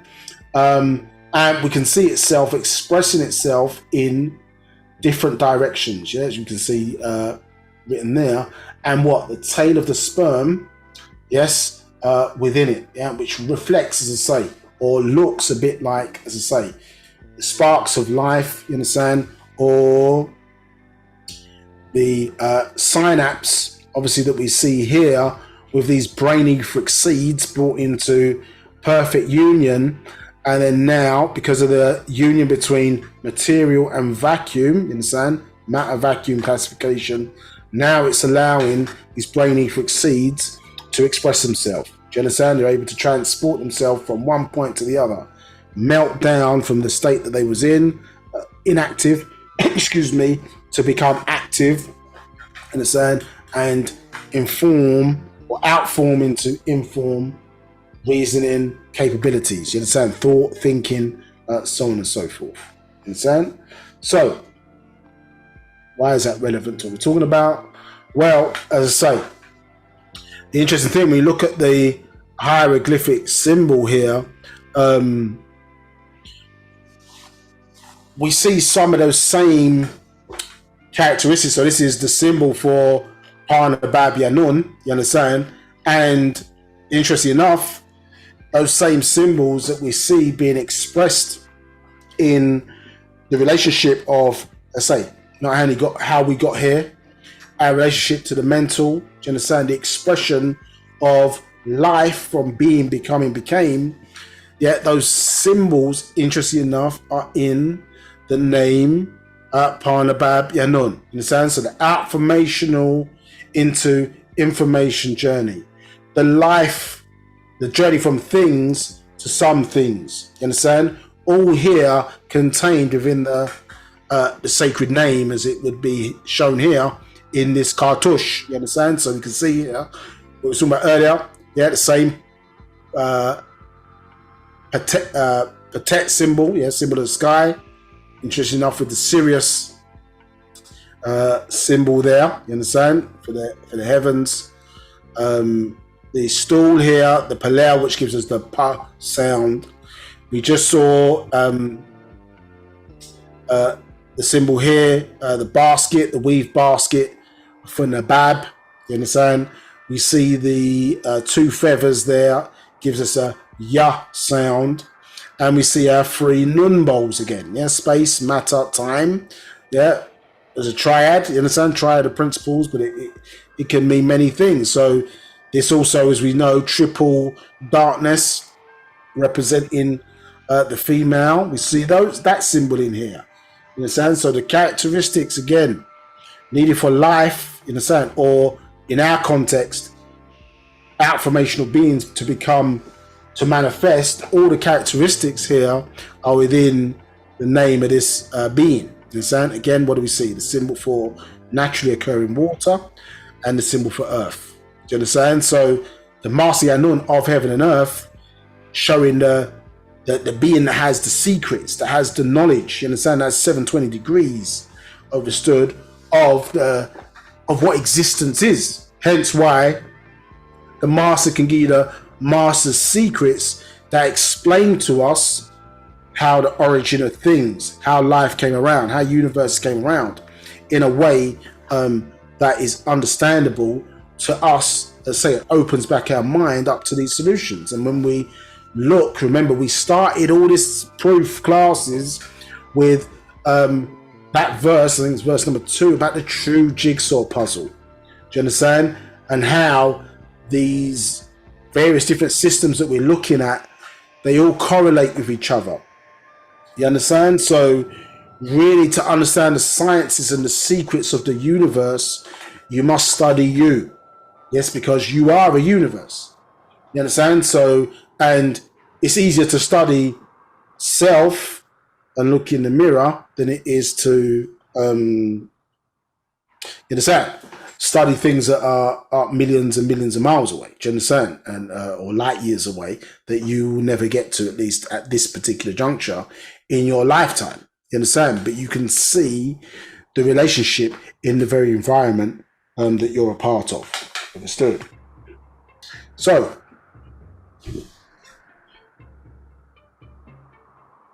let's look at this reading, a bit more reading. I think this encapsulates, so you understand. So, for example, that even Yaanuwn has a counterpart. Understood? And it maybe encapsulates what we've been talking about to some degree over the last few classes. Now, this reading is in reference to time. This is only one universe of the omniverse. Yeah, so they use the word universe to describe the whole, but there are many universes. You understand? As you are one. This is one universe of this omniverse. All is. This one universe, we birthed it 24 billion years ago, and it will die 9 sextillion, yes, that's 921 zeros, from its birth. This planet, Ptah, Earth, regrew 5.4 million years ago. This moon, Yarah, we developed and slowly moved into its exact place and distance from this planet that will move away in time. It is 4.5 billion years old. 180 million years ago, we separated the land masses into continents for the hominoids to come forth from the waters onto the land. We made the atmosphere 24% oxygen so that it could breathe to live and exhale carbon dioxide. We birthed this Reye sun 9 93, it should be 93, I think. 93 million years ago, we grew it from hydrogen to helium. The impact took place, planned 4 billion years ago, Big Bang. 2.4 billion years ago, this planet became ice covered from blue to white ice. 4.8 million years ago, this planet melted and returned. 24th week makes up 6 months to the birth of humanoids. Between all is decided. 24 hours in a day and night, 24 years in 24,000 years, should say, in an equinox. The planet is 24,000 miles in circumference at the equator. Blackness to black matter or black energy within this one universe. This immense point is space and time. Here exists Yaanuwn Tat, the invisible, and Yaanuwn, the visible. The creators grew miraculous rules of action and reaction to birth and grow worlds within and without worlds, the cosmos. Understand? So this, again, juxtaposition, you understand? It's all from the same understanding, understood? Absolute vacuum, absolute material, do you understand? Magical things happen, do you understand? Yeah? So cause and effect, cause and effect, as we call it, the cause that caused cause and effect is what we're reasoning about here. So they created cause and effect, you understand? As what we're seeing here, represented by the relationship between Yaanuwn Tat, you understand, invisible, and Yaanuwn, the what? Visible creator. You understand? Yaanuwn we see what? As the, in the personage, understood, every 24,000 years, we'll come on to that. In fact, let me not explain it, we'll read about it. The entire cosmos space, the entire cosmos space forms that omni-adverse with none or none, where ether meets hydrogen, the extremity of nothing becoming something, or nothing became something within the 4 directional cardinal points of existence, expanding from one point in space as a spark of time, which became past, present, future, on, then, now, then, on, then, now, then, and then, now, then, as, then, now, then. The church would say, as, then, now, and then. So we have now, multiple thens of the past, and multiple thens of the future, all within the period of now. But you can see here, remember now, what do we see here? Yeah. So in that same system, do you understand? Yes, we've got 4 directional points. Yeah. 4 directional points here out of, yeah, the expression in this context here. We see the placenta, but it's the same symbol, in fact, that is also used for synaptic expression. Do you understand? So in this context. So, and if you look about it, if they were to replace that, if they replace a tail in this context with another point of expression, you would get your cross. You understand? So this is where you're seeing out the real true meaning of these symbols is not as it appears to be, or how it's been repurposed, understood, within within this society today, and how many things, as I say, that you're getting a 6 ether versus a 9 ether expression of what the things really are. So, and as I say, you now understand, hopefully, I'd say hopefully, but as we've taught, where, again, that point that we were showing you with the 1 and the zeros either side for matter to antimatter, yeah, that point, because remember that atom point, so I think we expressed it in a previous class as well, the atom, the indivisible one, because you can't tell at what point, you understand, that transformation takes place. It's invisible to the it's unknown, I should say, or indivisible. You can't see how, such is the perfection of the transition. You can't see where one joins, where the join is, let's say, you understand, in that context. Yeah, where one transitions to the other, in the sense it's seamless. But obviously, in order for things to manifest, we know that there are those 2 points represented, as I say, in this context, by Yaanuwn and Yaanuwn tat. So it says here, expanding from one point in space as a spark of time, which became past, the past, and the present and future, and then as then, now, then. Prior to this existence as things. Yeah, this is what we've been going on and on about to you. Yes, as things. Some elemental existence, hydrogen, helium, lithium, beryllium, boron, carbon, nitrogen, oxygen, excuse me, and fluorine. You understand? And then at the 10th point, if memory serves me correctly, you get neon. 5. So remember when we were drawing when we showed you the diagram, isn't it, of the one, we showed the 1 in the middle, yes, and then you had the 0, yeah, and then in reverse, you had the 0 on the left. So let me explain that again. The 1 in the middle to the right side, yes, you had matter, and then to the left side you had the 0, and you had what? Antimatter. So this is again showing how the numbers, if they were properly explained to us in the beginning, how we would have had this, you understand, understanding, because of the alchemists are the ones who created the mathematical system. So we should have learned the elemental table first, and even before them learned or got an understanding of quantum physics. And saying, when I say quantum physics, remember it's quad-tum. Atum, atun, amun, anun. Quad-tum. You understand? So the position of the 4 suns. So we'd understand what makes up the world of things, and then obviously understanding how energy then becomes into matter, and represented by elemental existence. So these first 9, yeah, the first 9 really, you understand, constitute existence.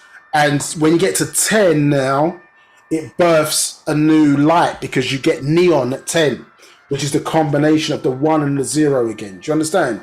So we get to the end, 1, 2, 3, 4, 5, 6, 7. You understand? Excuse me, is that right? 1, 2, 3, 4, 5, 6, 7, 8, 9. Yeah?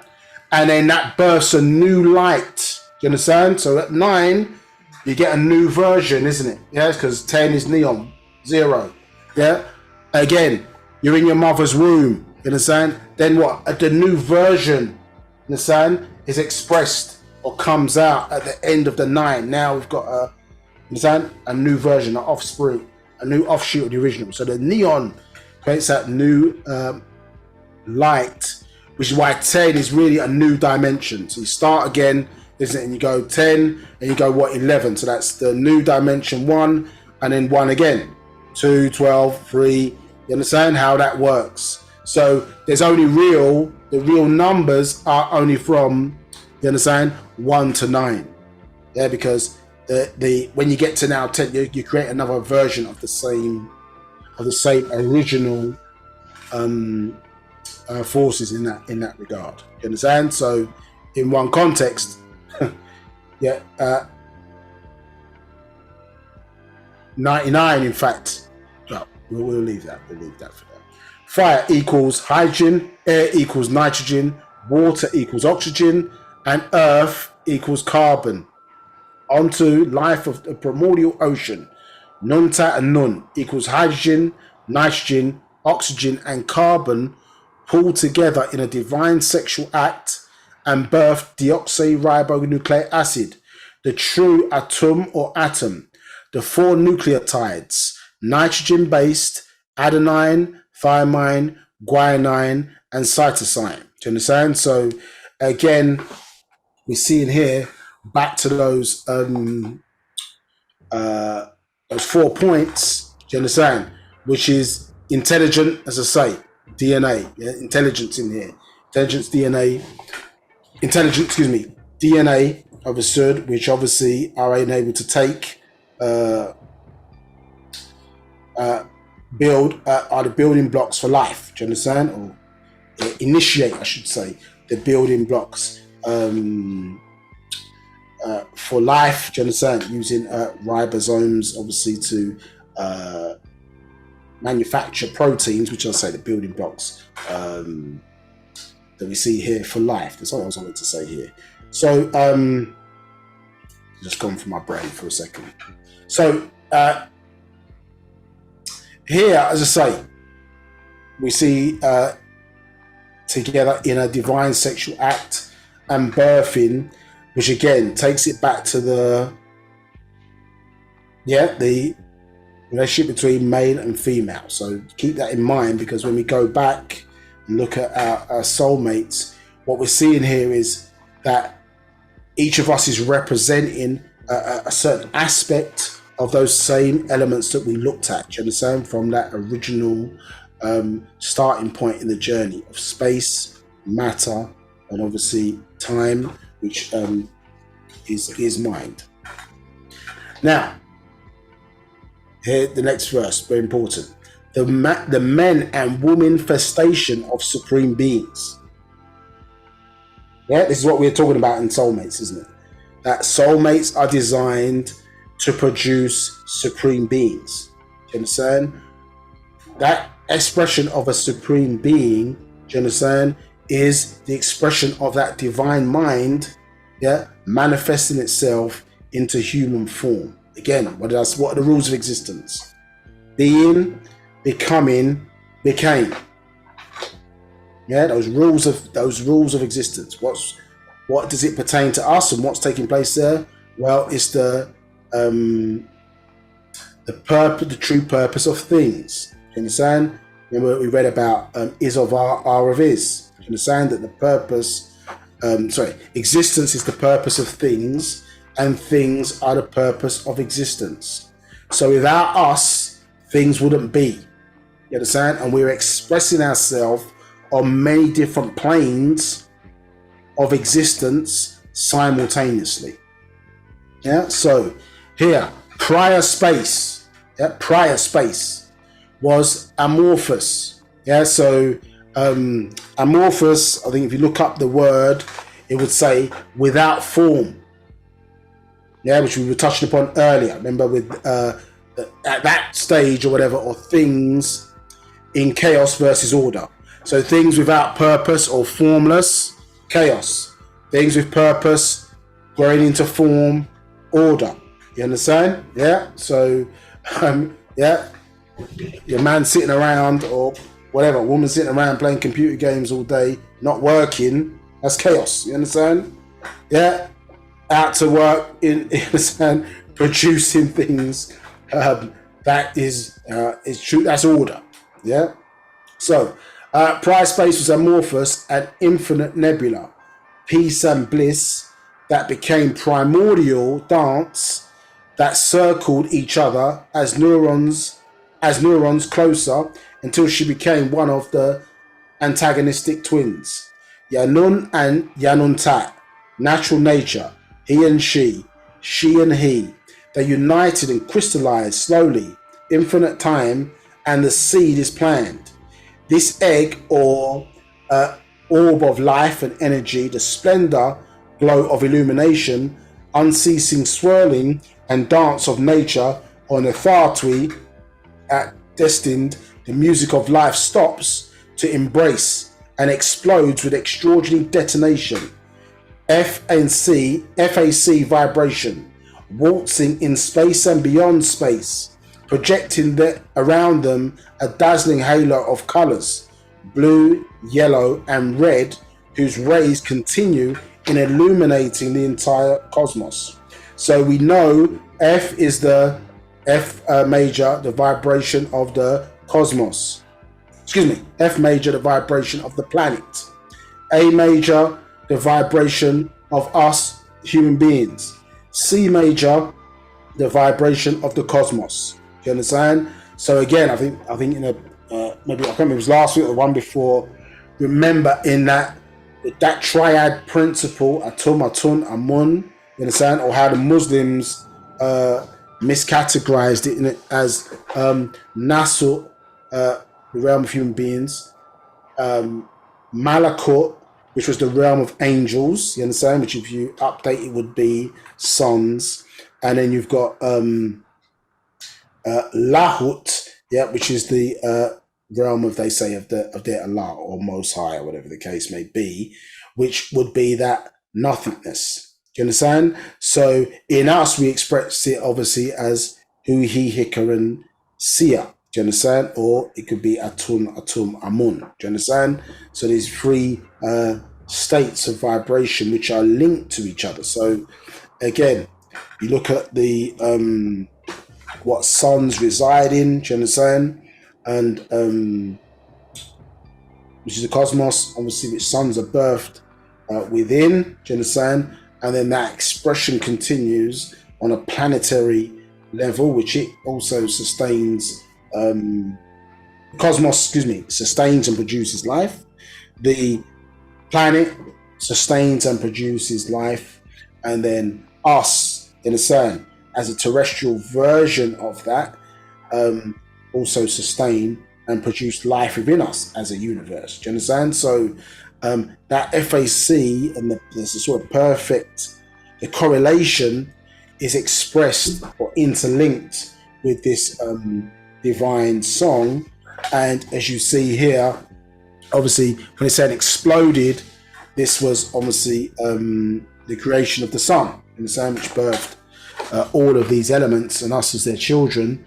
And as that energy was in motion, do you understand? And these, the sun, as we know, produces black light, understood? And the movement of these particles in darkness, in terms of this expression, would render then the three naturally occurring, or what they call primary colors, you understand, of blue, yellow, and red. And we see planets, provide those illusionary colors in the terms of the context of what exists in nature. So the sun would appear yellow even though it's black. We talk about the Earth being the blue planet. We talk about Mars, for example, being the red planet. So these are naturally occurring colors. Yes. Anything that's not those colors, then you know, well, there's been some artificial interception in there to change it from its naturally occurring colors. Do you understand? So of this original expression, understand, of life.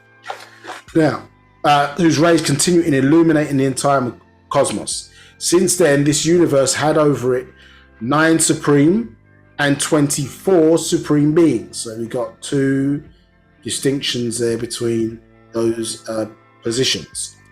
Perfectly divine forms, master teachers. The 24 headed by 1 supreme, or Nabab, who takes on human form when need be at the end of the 24,000 year cycle, when the night or shadow hour or at equal points with the day or daylight for this planet.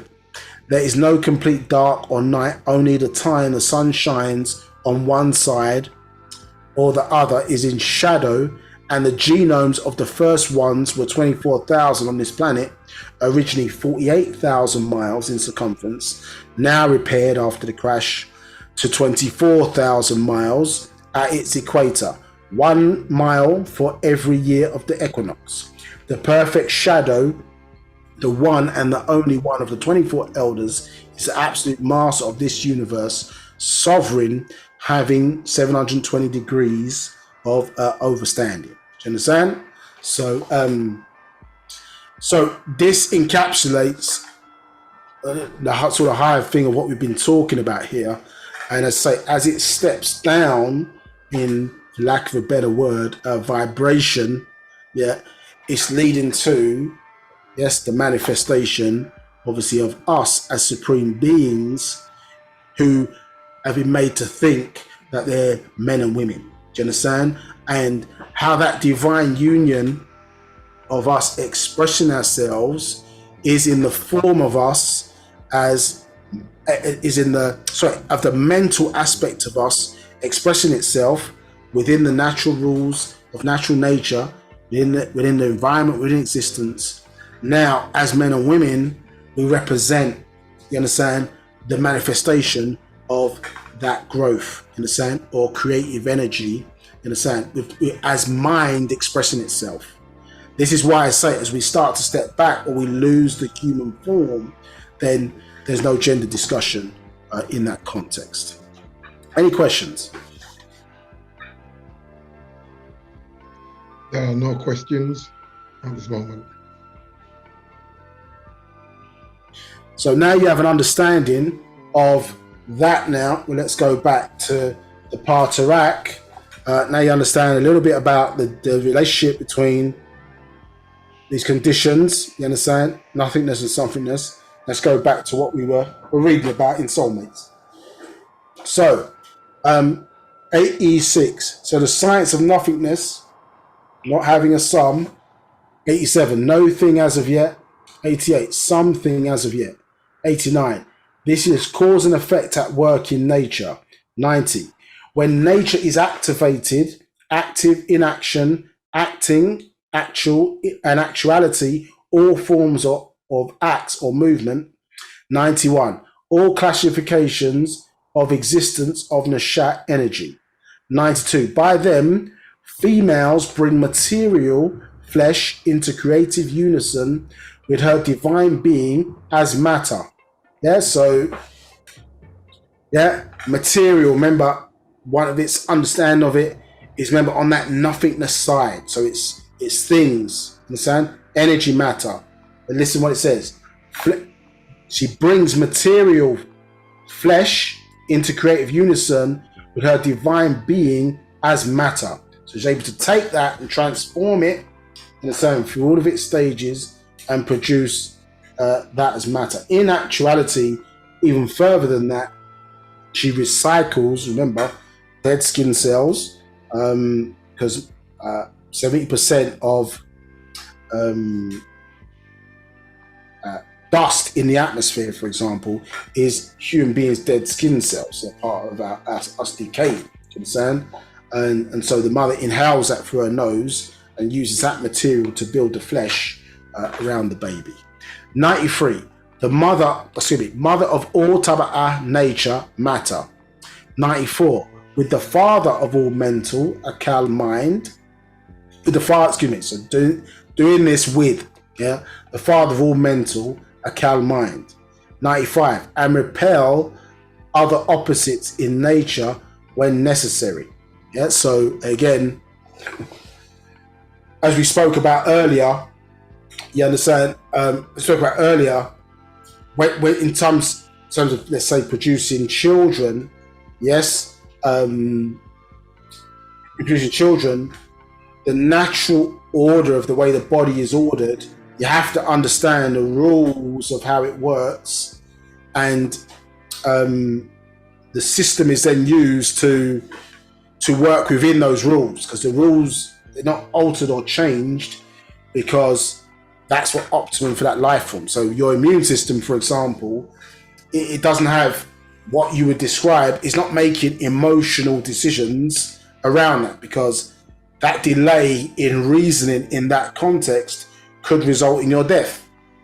Yeah, it needs to understand or make a decision in the context of either it matches or it doesn't match. If it doesn't match, get rid of it, attack it, take it out.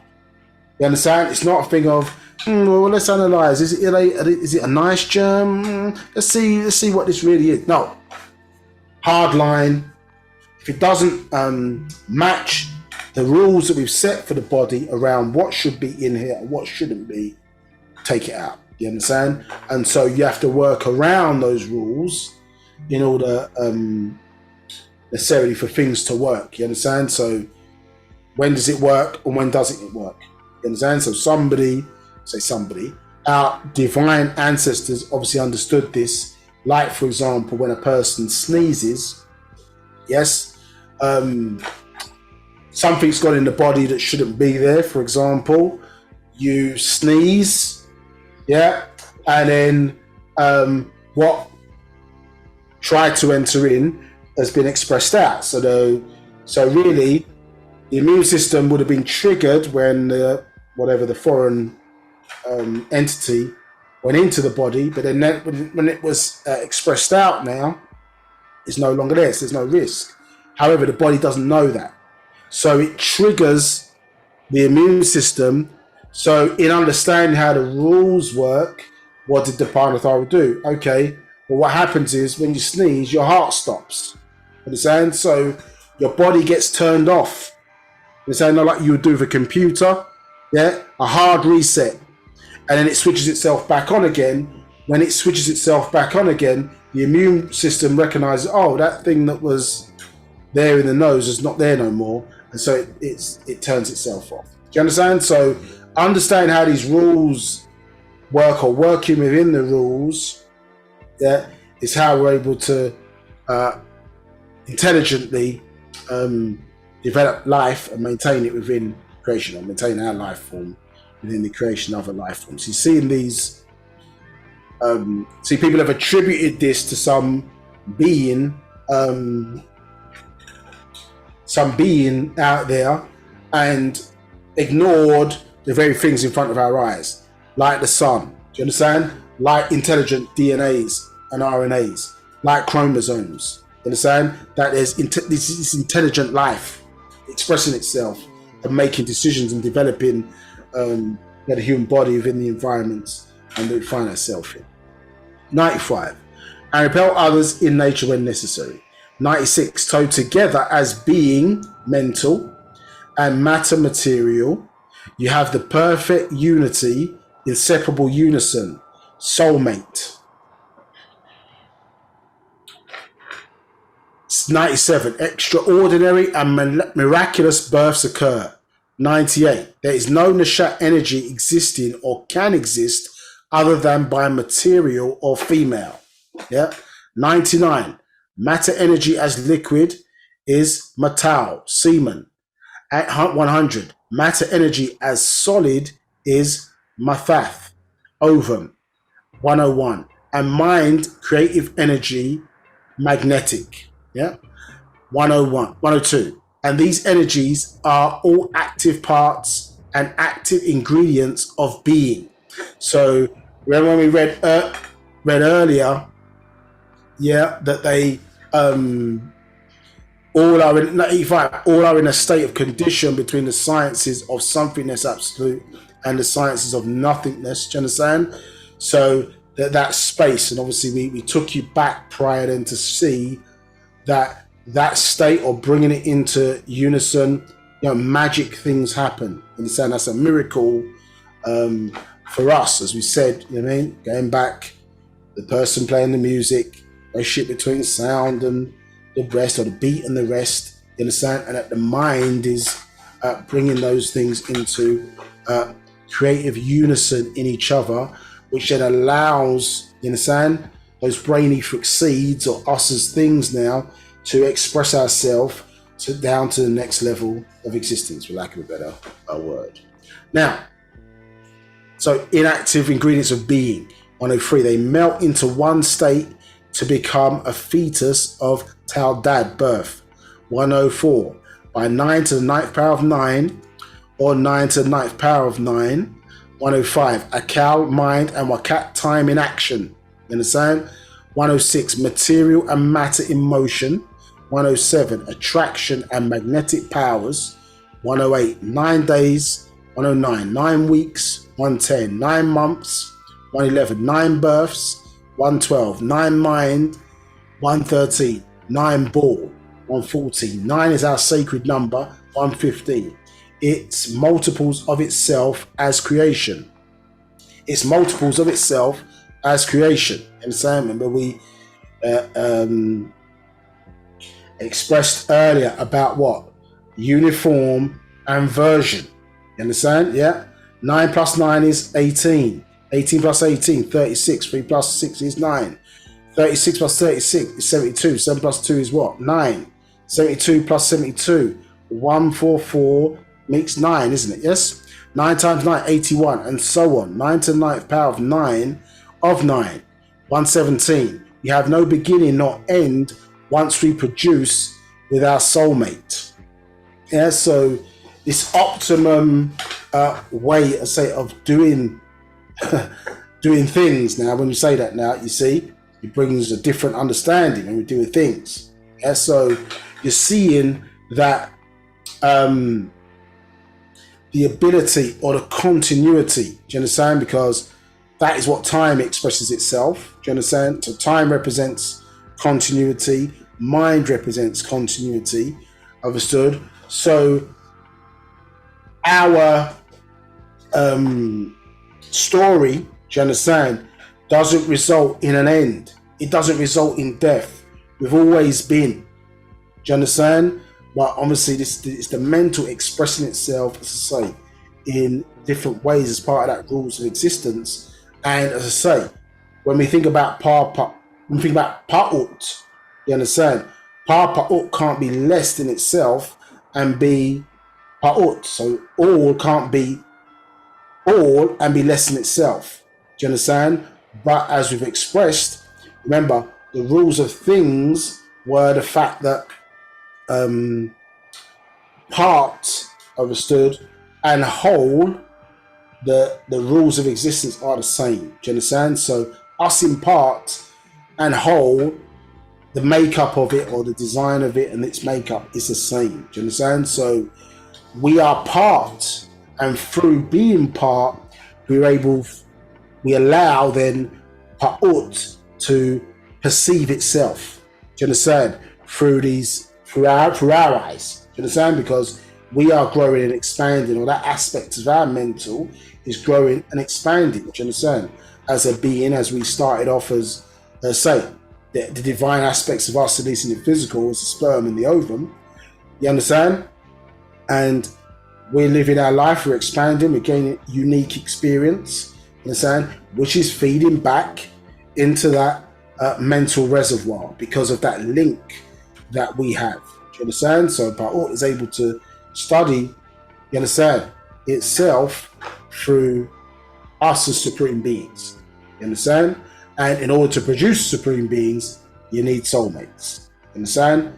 Hence, why you understand now the importance of the relationship between the 9 and the 6, because the 9 represents mental power and the sex or 6 represents physical power. Do you understand? So in Wu-Sabat, and for us to create supreme beings and supreme environments, the 9 must always rule the 6. You understand? So yeah, mind should rule over body. You understand? And what is mind ruling over body? That means, okay, well, that means us understanding through, you understand, right knowledge, right wisdom, and right understanding into right overstanding, which creates a state of sound right reasoning. We would know the right times to have sexual intercourse in order to produce the optimum child. How much time to abstain, you understand? How much time to then produce. And ultimately, and the important thing is putting ourselves in a place where we're able to know and choose as the universe brings these two different elements together, do you understand, in terms of context of being and material, insofar as bringing soulmates together, being open enough to allow our natural nature environment to bring us together, and us being in the right environments around the right types of people to bring us together to choose the right partner. Do you understand? As nature or natural nature directs that process. Do you understand? Obviously, we intervene, and people have different gene configurations, different genes inside them, so on and so forth. You don't know who's who now. So obviously, the process of picking a soulmate is much more complicated because of the confusion that has arisen in the genes, you understand? And how, as I say, at least spiritually influenced the Mukasu by their ancestors, you know what I mean? It's played perfectly into their plan to cause that disruption. The less soulmates come together, understood, yeah? And this is why you're seeing now, look, all this kind of battle between, you know, what do they call it, the man verse or the female verse, you understand? attacking each other as black men, black women, and say what a man should be doing, what a woman should be doing, so on and so forth. No culture to guide or govern any of these arguments or expressions. There's no real right answer. You understand? It's what, all you're getting is pseudo interpretations, of what you learned about or was taught in the Bible, you understand, Torah and the Quran. You understand what a woman should be doing, what a man should be doing, with no real understanding of how these things, came around. You understand? Now, does a woman provide sustenance for a child? Yes, she does. Do you understand? But how long is that for in nature's rules? So when a person says, well, a woman's, she's supposed to be in the kitchen and cook and all that sort of stuff, not to create problems on the call. But let's say that's the case. Yeah? How long does nature put the woman in that role for? Well, nature puts the woman in that role, you understand, where that first aspect of sustenance, or the best available sustenance for the child, is breast milk, correct? How long does breast milk last? Yeah, how long does breast milk last? Let's say maybe babies now, maybe up to year 1, if that, you understand? People who got the baby on solid foods, you could say maybe up to 2 years, let's say. The baby should only be with the parents. Well, no, only be with the parents. The parents should only be in an optimum situation. If we were living by our proper rules, that only the mother and father would touch the baby as a form of protection, to protect that divine energy that the baby's birthed with up to the 2-year point. You understand? Now, at a certain point, the baby is not gonna, or the child does not need to be fed off of breast milk anymore. So if you think about your systems of what you may put or have in place, well, whatever the best food is for the baby to eat, it doesn't require the mother to produce it post breastfeeding, does it? So nature is not saying, well, the mother should be doing all the cooking or whatever until, you know what I mean? Until she has a child, until the day she drops down dead, or whatever the case may be. You understand? Nature's not saying that. Now, depending on how we manage our society, of course, there are certain things that the mothers are nurturing nature, and so that post breastfeeding might manifest itself into other things. You understand? In terms of how that care is expressed. Understood? But you understand? And it might manifest itself into the way the man expresses certain things. But it doesn't make it a thing of, well, should or must. Do you understand? Now, because at the point where the breastfeeding ends, for example, well, anybody could prepare the food, isn't it? Do you understand? Yes. If you think about it from that logical point of view, anyone can prepare the food. Yeah, and in some instances where, certain people are very well to do, they have another person doing all that thing. They call them a nanny. And so whatever system that we decide to put in, which optimizes our abilities and talents, is how our society should work. And it depends, as I say, on a lot of things as well. How we raise children in a certain society or whatever is based around, 1, the environment, and 2, rules and laws and what we consider to be acceptable. It's not necessarily what's synced in with natural nature. If you look at certain animals, for example, in nature, there's not a lot of, the mothering is for a certain point, and then although you're part of the tribe, you're able to be self-sustainable, which really, with a lot of children from an early age, you get them to be fairly self-sustainable, but it's what level of risk, you understand, people are prepared to endure with their children, and then maybe externally to that, what's considered to be culturally acceptable may denote how much self-sustainability that child is able to express himself, and who's responsible for doing what bits. It's not to do with the capability of the child not to be self-sustainable as a being. Do you understand? And so people have created or religion, let's say, has created extensive roles around this, which in the context of maybe both women and men, but more so women in that context, has, as I say, maybe penalize them in a way where it's constrained what they were supposed to be doing. And therefore, you lose,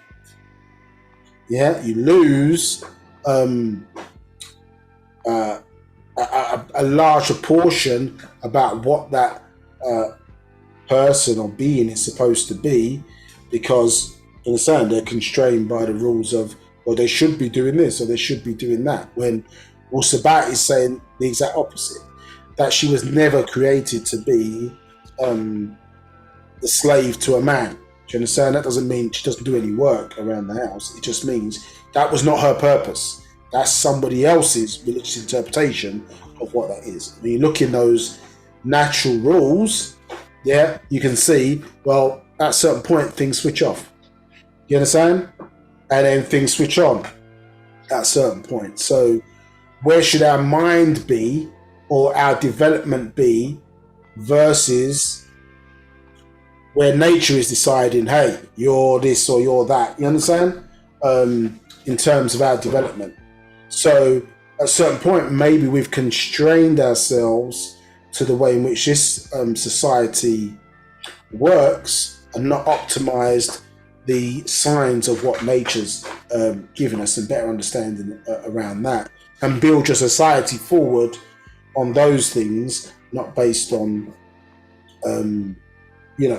what his rules are saying, which have no bearing. You understand? So why 18, for example? You understand? Now it might be that 25 is the best time to mate with a person or get married or whatever, but why 18? Do you understand? Why 16? Yeah, explain it. Yeah, in fact, adults don't become adults until 40 years old. You understand? Yeah, don't become adults until we're 40.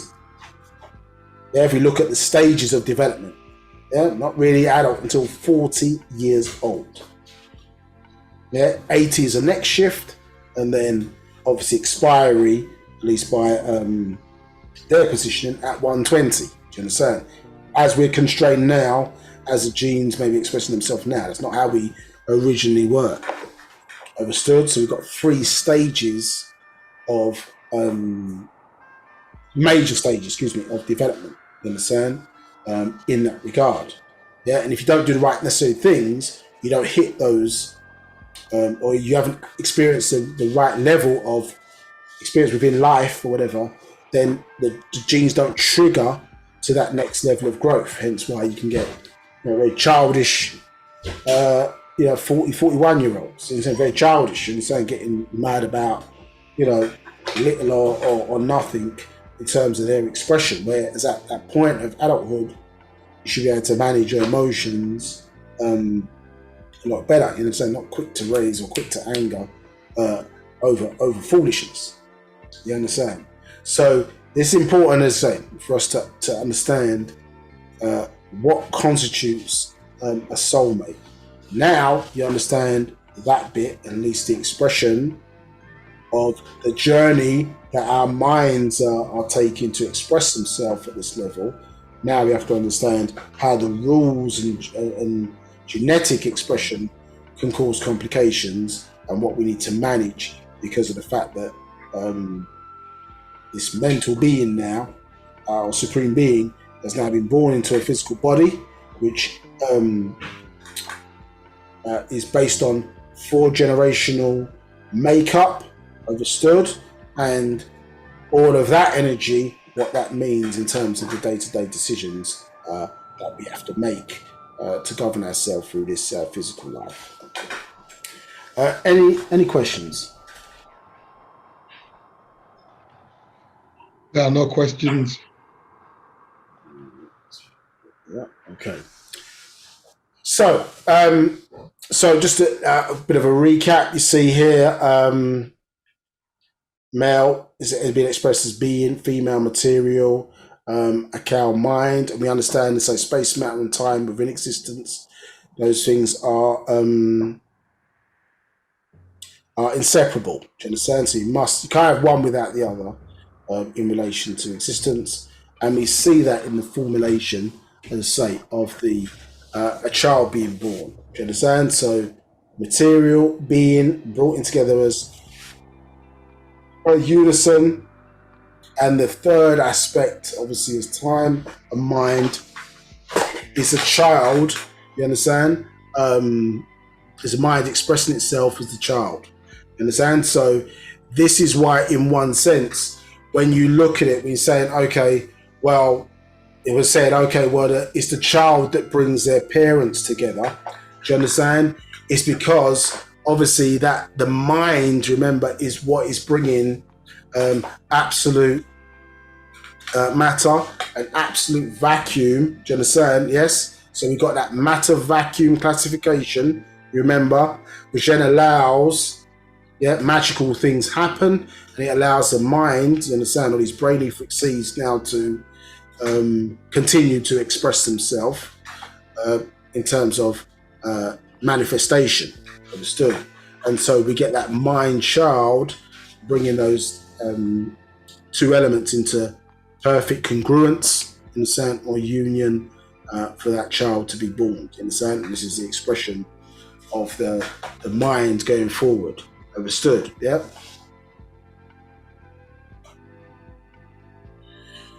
So a person is made up of, as I say, 3/3 to make up a whole of a person. Do you understand? 100%. Understand? And so, 1/3 your mother, 1/3 your father. The two coming together creates a new you. You understand? Making up 100% the person. And we see on this symbol here, sort of star and crescent symbol. Is just really showing again the same life journey. So when you talk about the woman representing the moon, you understand, and then obviously it can be vice versa. Do you understand? But woman representing the moon in this context, male representing the sun. Understand? Obviously the sun or the star is that star of life. The sperm that's carrying. Do you understand? That spark of existence, which was that expression, remember, of the mental projecting a part of itself down. You understand? So that's showing how our journey, as when I say our journey, that's the you journey, how all of us got here. You understand? As supreme beings being born into the physical. You understand? So their religious symbols are in our story become factual. Do you understand? In their story, obviously, they are still myth, unproven. You understand? In that context. So we see the importance of the 9, as we expressed earlier. You understand? Is a symbol, obviously, of the Natharu in the Safaf. You see those 3 flags in that context. And as you see, that importance of that triad principle, it's always expressing itself in that context. So you see there in us, the soulmate relationship, that triad situation there, space, matter, and time. You understand? So and we understand the role of the Natharu as overseers. Remember, is to govern the expansion of existence. Understand? So decisions what are best for existence might not what you perceive to be as best for us as human beings, you understand, necessarily, or the race. They do what's necessary to manage existence, you understand. In this context, I suppose it's more about the planet. And so obviously, of course, it's about us as their children, but equally it's about the planet as a life-sustaining entity. Do you understand? They don't come on, they're not. There's an abundance of life within the universe. There's not necessarily an abundance of life-sustaining planets in that context. So they're rare, and so say rare, but they are,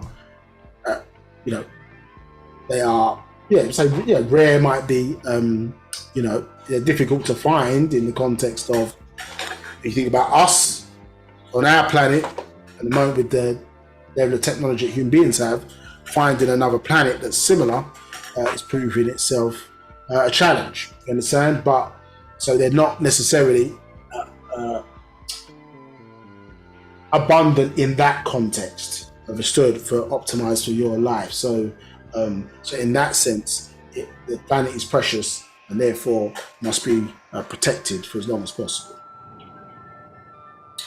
Again, you see when we look at again the Safaf about Nabab and Nabab Tat, so masters. Interesting. Again, we see what do we see? We see these symbols here of showing what? Space in that context, and then matter as material. Do you understand? So empty space and so as vacuum, you understand? And material, do you understand? As that top symbol there. We're seeing them put together in the context of what they're calling a master. Do you understand? And so obviously got in the female context, we've got a little bit extra, understood, as the progenitor or the origin of all energy. Do you understand? All material in that context. But yeah, in the symbols, you see that relationship that we've been obviously going through in some great detail today. And as we were talking about earlier, you understand,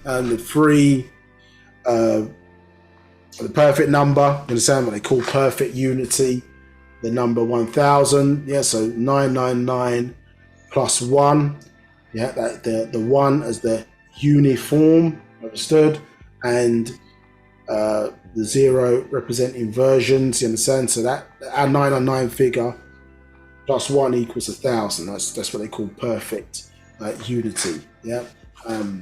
Here you see those 3 circles or 3 suns. Yeah, space, matter, and time. Understood? Yeah. And also tying back into the 3 suns of Razak or Rizq, which we know that Sirius is the gateway between between the 19th and the 18th galaxies. We're in the 18th. Razak or Rizq is in the, or Marzak is in the 19th galaxy, understood, and its endpoint is the start of our atom. Do you understand? So these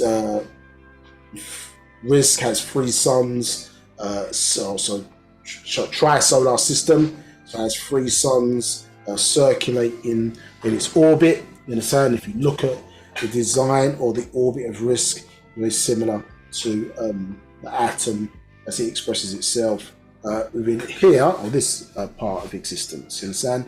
So that 3 as 1, yeah, they have repurposed that in religion, hasn't it? God the Father, God the Son, God the Holy Spirit. But 3 doesn't divide into 1. You understand?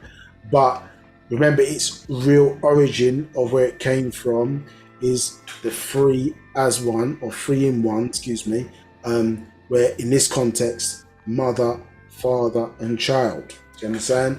Or as we saw earlier, we had the sun, excuse me, the planet and the moon. Do you understand? So the 3 in 1 is obviously one birthing the other, or one is showing that about offspring from an original. Do you understand? As the 3 as 1. Do you understand? Hence we get our 99 plus 1. So in our context, obviously understanding the role of the mother, we're all offshoots, isn't it, off of the original in various different forms, in order, as I say, for this mind to express itself thus from the world of things. Understand? And that link to our ancestors, excuse me, is part of our own ascension journey, which is why we understand it as their children. Remember, as their children, insofar as when you think about the mental aspect or mental expression of us. Do you understand? Because in one sense, when you read Man from Planet Risk, tells you that the Riskians, for example, have no concept of children. Well, this would be a contradiction. You understand? if they have no conscience of children, but then you're being referred to as children. Do you understand? As their children. Well, what is Pa Nabab Yaanuwn giving birth to? You understand? Pa Nabab Yaanuwn is giving birth or restoring back your mindset. We say mindset, isn't it? He gave birth to your mindset. Yeah? But when a black man or black woman teaches other blacks about how to be and change their lives or whatever, they say, and it's not Christianity, it's not Judaism, it's not Islam, as they want to teach it, they say, well, those people are a cult. Yeah, that's their protection against you learn any kind of truth. That's a cult, but the word cult is short for what? Culture. You understand? So he's giving you back your culture. What does that mean? Well, he's giving back your mindset, or your mind link being restored, which to us is our soul being restored. You understand? So if I give birth to your mind, then in that context, that's why you're being referred to as children. You understand? Because it's our ability to think, once again, as Sabians. You understand? Our ability to think as black people, you understand, in our own mindset, taught by our own, linked into our own ancestors. Do you understand? Not in the image and after the likeness of others. Do you understand? No one wins a race in racism, which is a statement that we formulate. So we're not into suppressing other races to further our own race. But it's unnatural for us to be in the image and after the likeness of other races, expressing themselves in whatever term they got for us in society, code switching. Do you understand? Things that were necessary maybe at a certain point for survival, but were detrimental to our ascension. Detrimental to us achieving perfection. Detrimental, you understand, for us fulfilling our potential. Understood? Yeah, and fulfilling our true purpose. Yeah, being, becoming, became. Yeah, none of that includes, hey, you understand? I need to get this degree. I need to get that job. These are additional things that are being created in our society. Yeah, what we perceive, at least, that we need for survival. We need for status. You understand? We need to whatever. You understand? So it's not optimized for the real journey. You understand? Yeah. So clearly, the necessity of having your own land, your own environment, so you can do what's necessary, at least in these early generations of the first mind, the new mindset that's coming through and aid our transformation. Yeah, it's not the fact that for example, in the legal case that was against, they hated the fact that we were coming together and building in the West. That's what they hate. Let's keep it 100, and it's not informed by the things that they raised and taught you. It's not informed by that. Yeah, so imagine, as I say, less than 3 hours, we're teaching you about the origins of how existence worked or works. Do you understand? If you go into it and study into detail, you're going to confirm in your own independent study that what we're saying is 100% factual. Do you understand? And we recorded it on the walls in ancient Egypt long before Europeans came up with, what they want to describe as modern day science today. Yeah. Now discovering what the same things that we knew for hundreds of thousands, if not millions of years.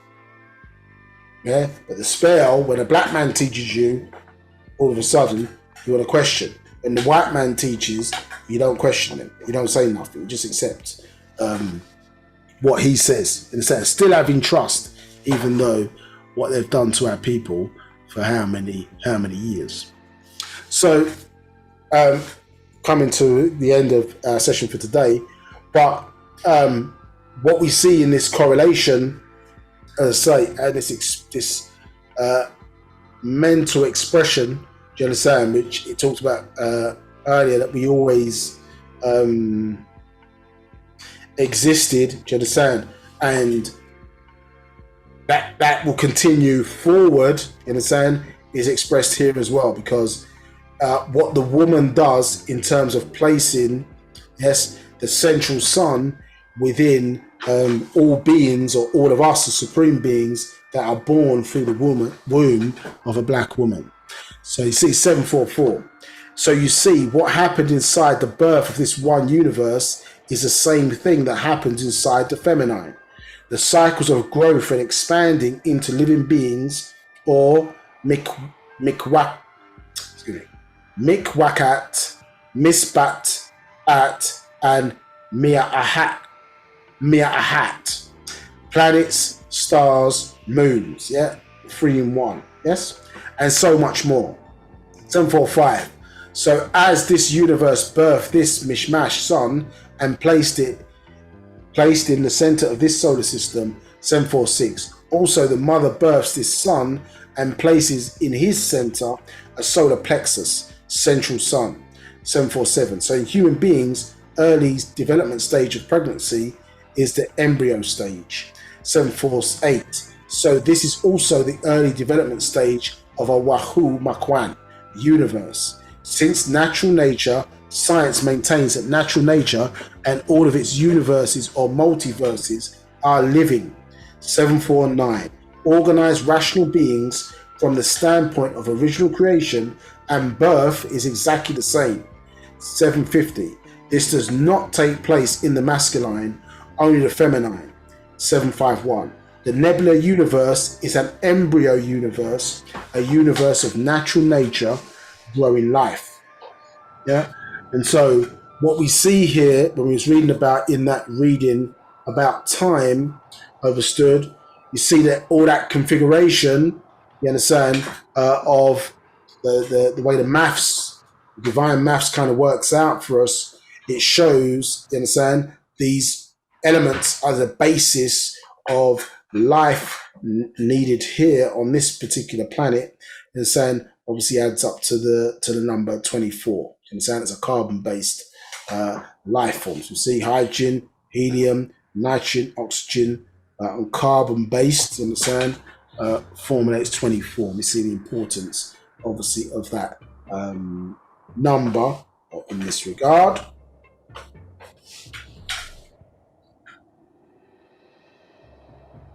Yeah, you see those constitute parts there on the physical realm and the ethereal realm. So you've learned more about that again, about this point here.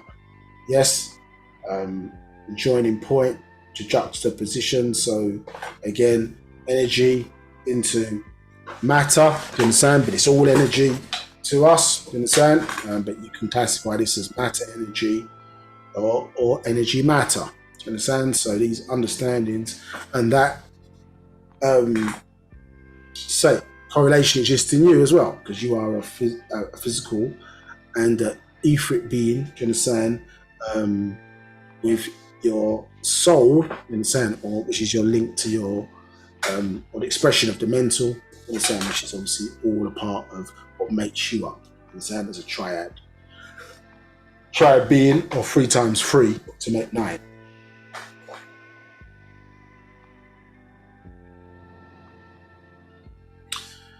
So again, understand again that differential in the language, you understand? So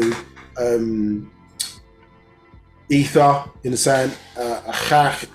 Is human energy. So as we talked about previously, we showed you the diagram. Remember with the pharaoh in the or Sa in the center, and it had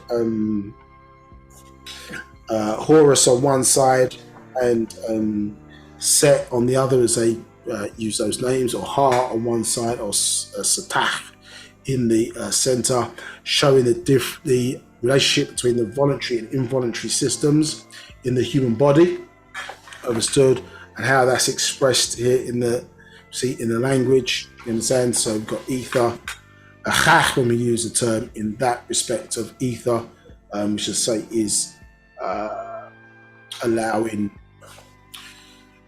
energy transference, you understand? And obviously the involuntary aspects of the human body, decisions are being made, you know, trillions of decisions are being made to control the involuntary systems within your body. You understand?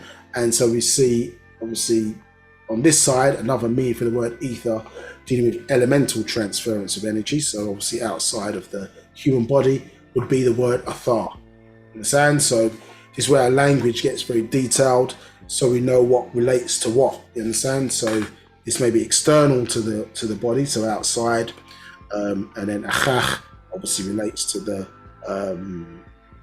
body. In a sense, it's got two different understandings of ether there. Ether, as I say, as the mechanism, for lack of a better word, that allows energy to transfer from one point to another. And you get different types of ether for different types of energy transference. Okay, I think that's a good point to stop, because the next kind of subject here is we're going into genetics and genes, which we'll do in a couple of weeks' time. Any questions? Right, we have no questions and nothing in the chat. Okay, okay, so yeah, this is a good time to stop. So yeah, we're back again in 2 weeks' time. What is that?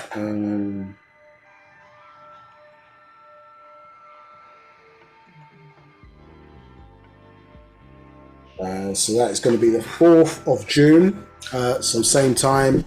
As I say, getting into more the genes discussion now. I think we've covered the nothingness side. So now getting to the somethingness side in some detail on that side. So and then get into some of the challenges around us as say etheric beings or Etherians.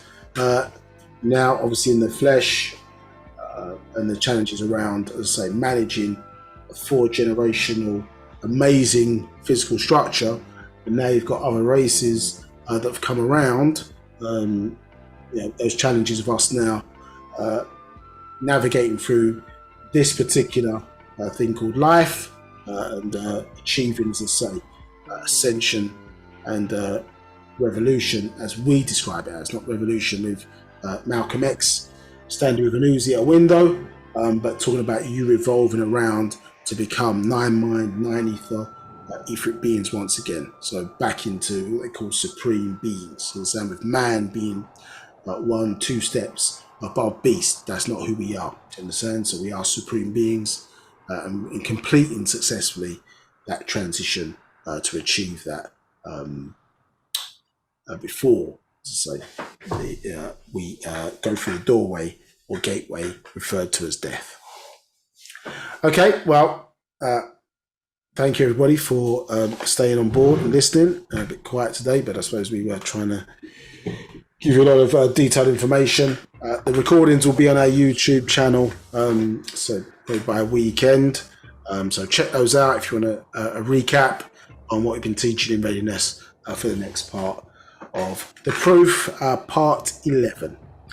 Okay, all, take care. I will see you soon. Thank you for attending today.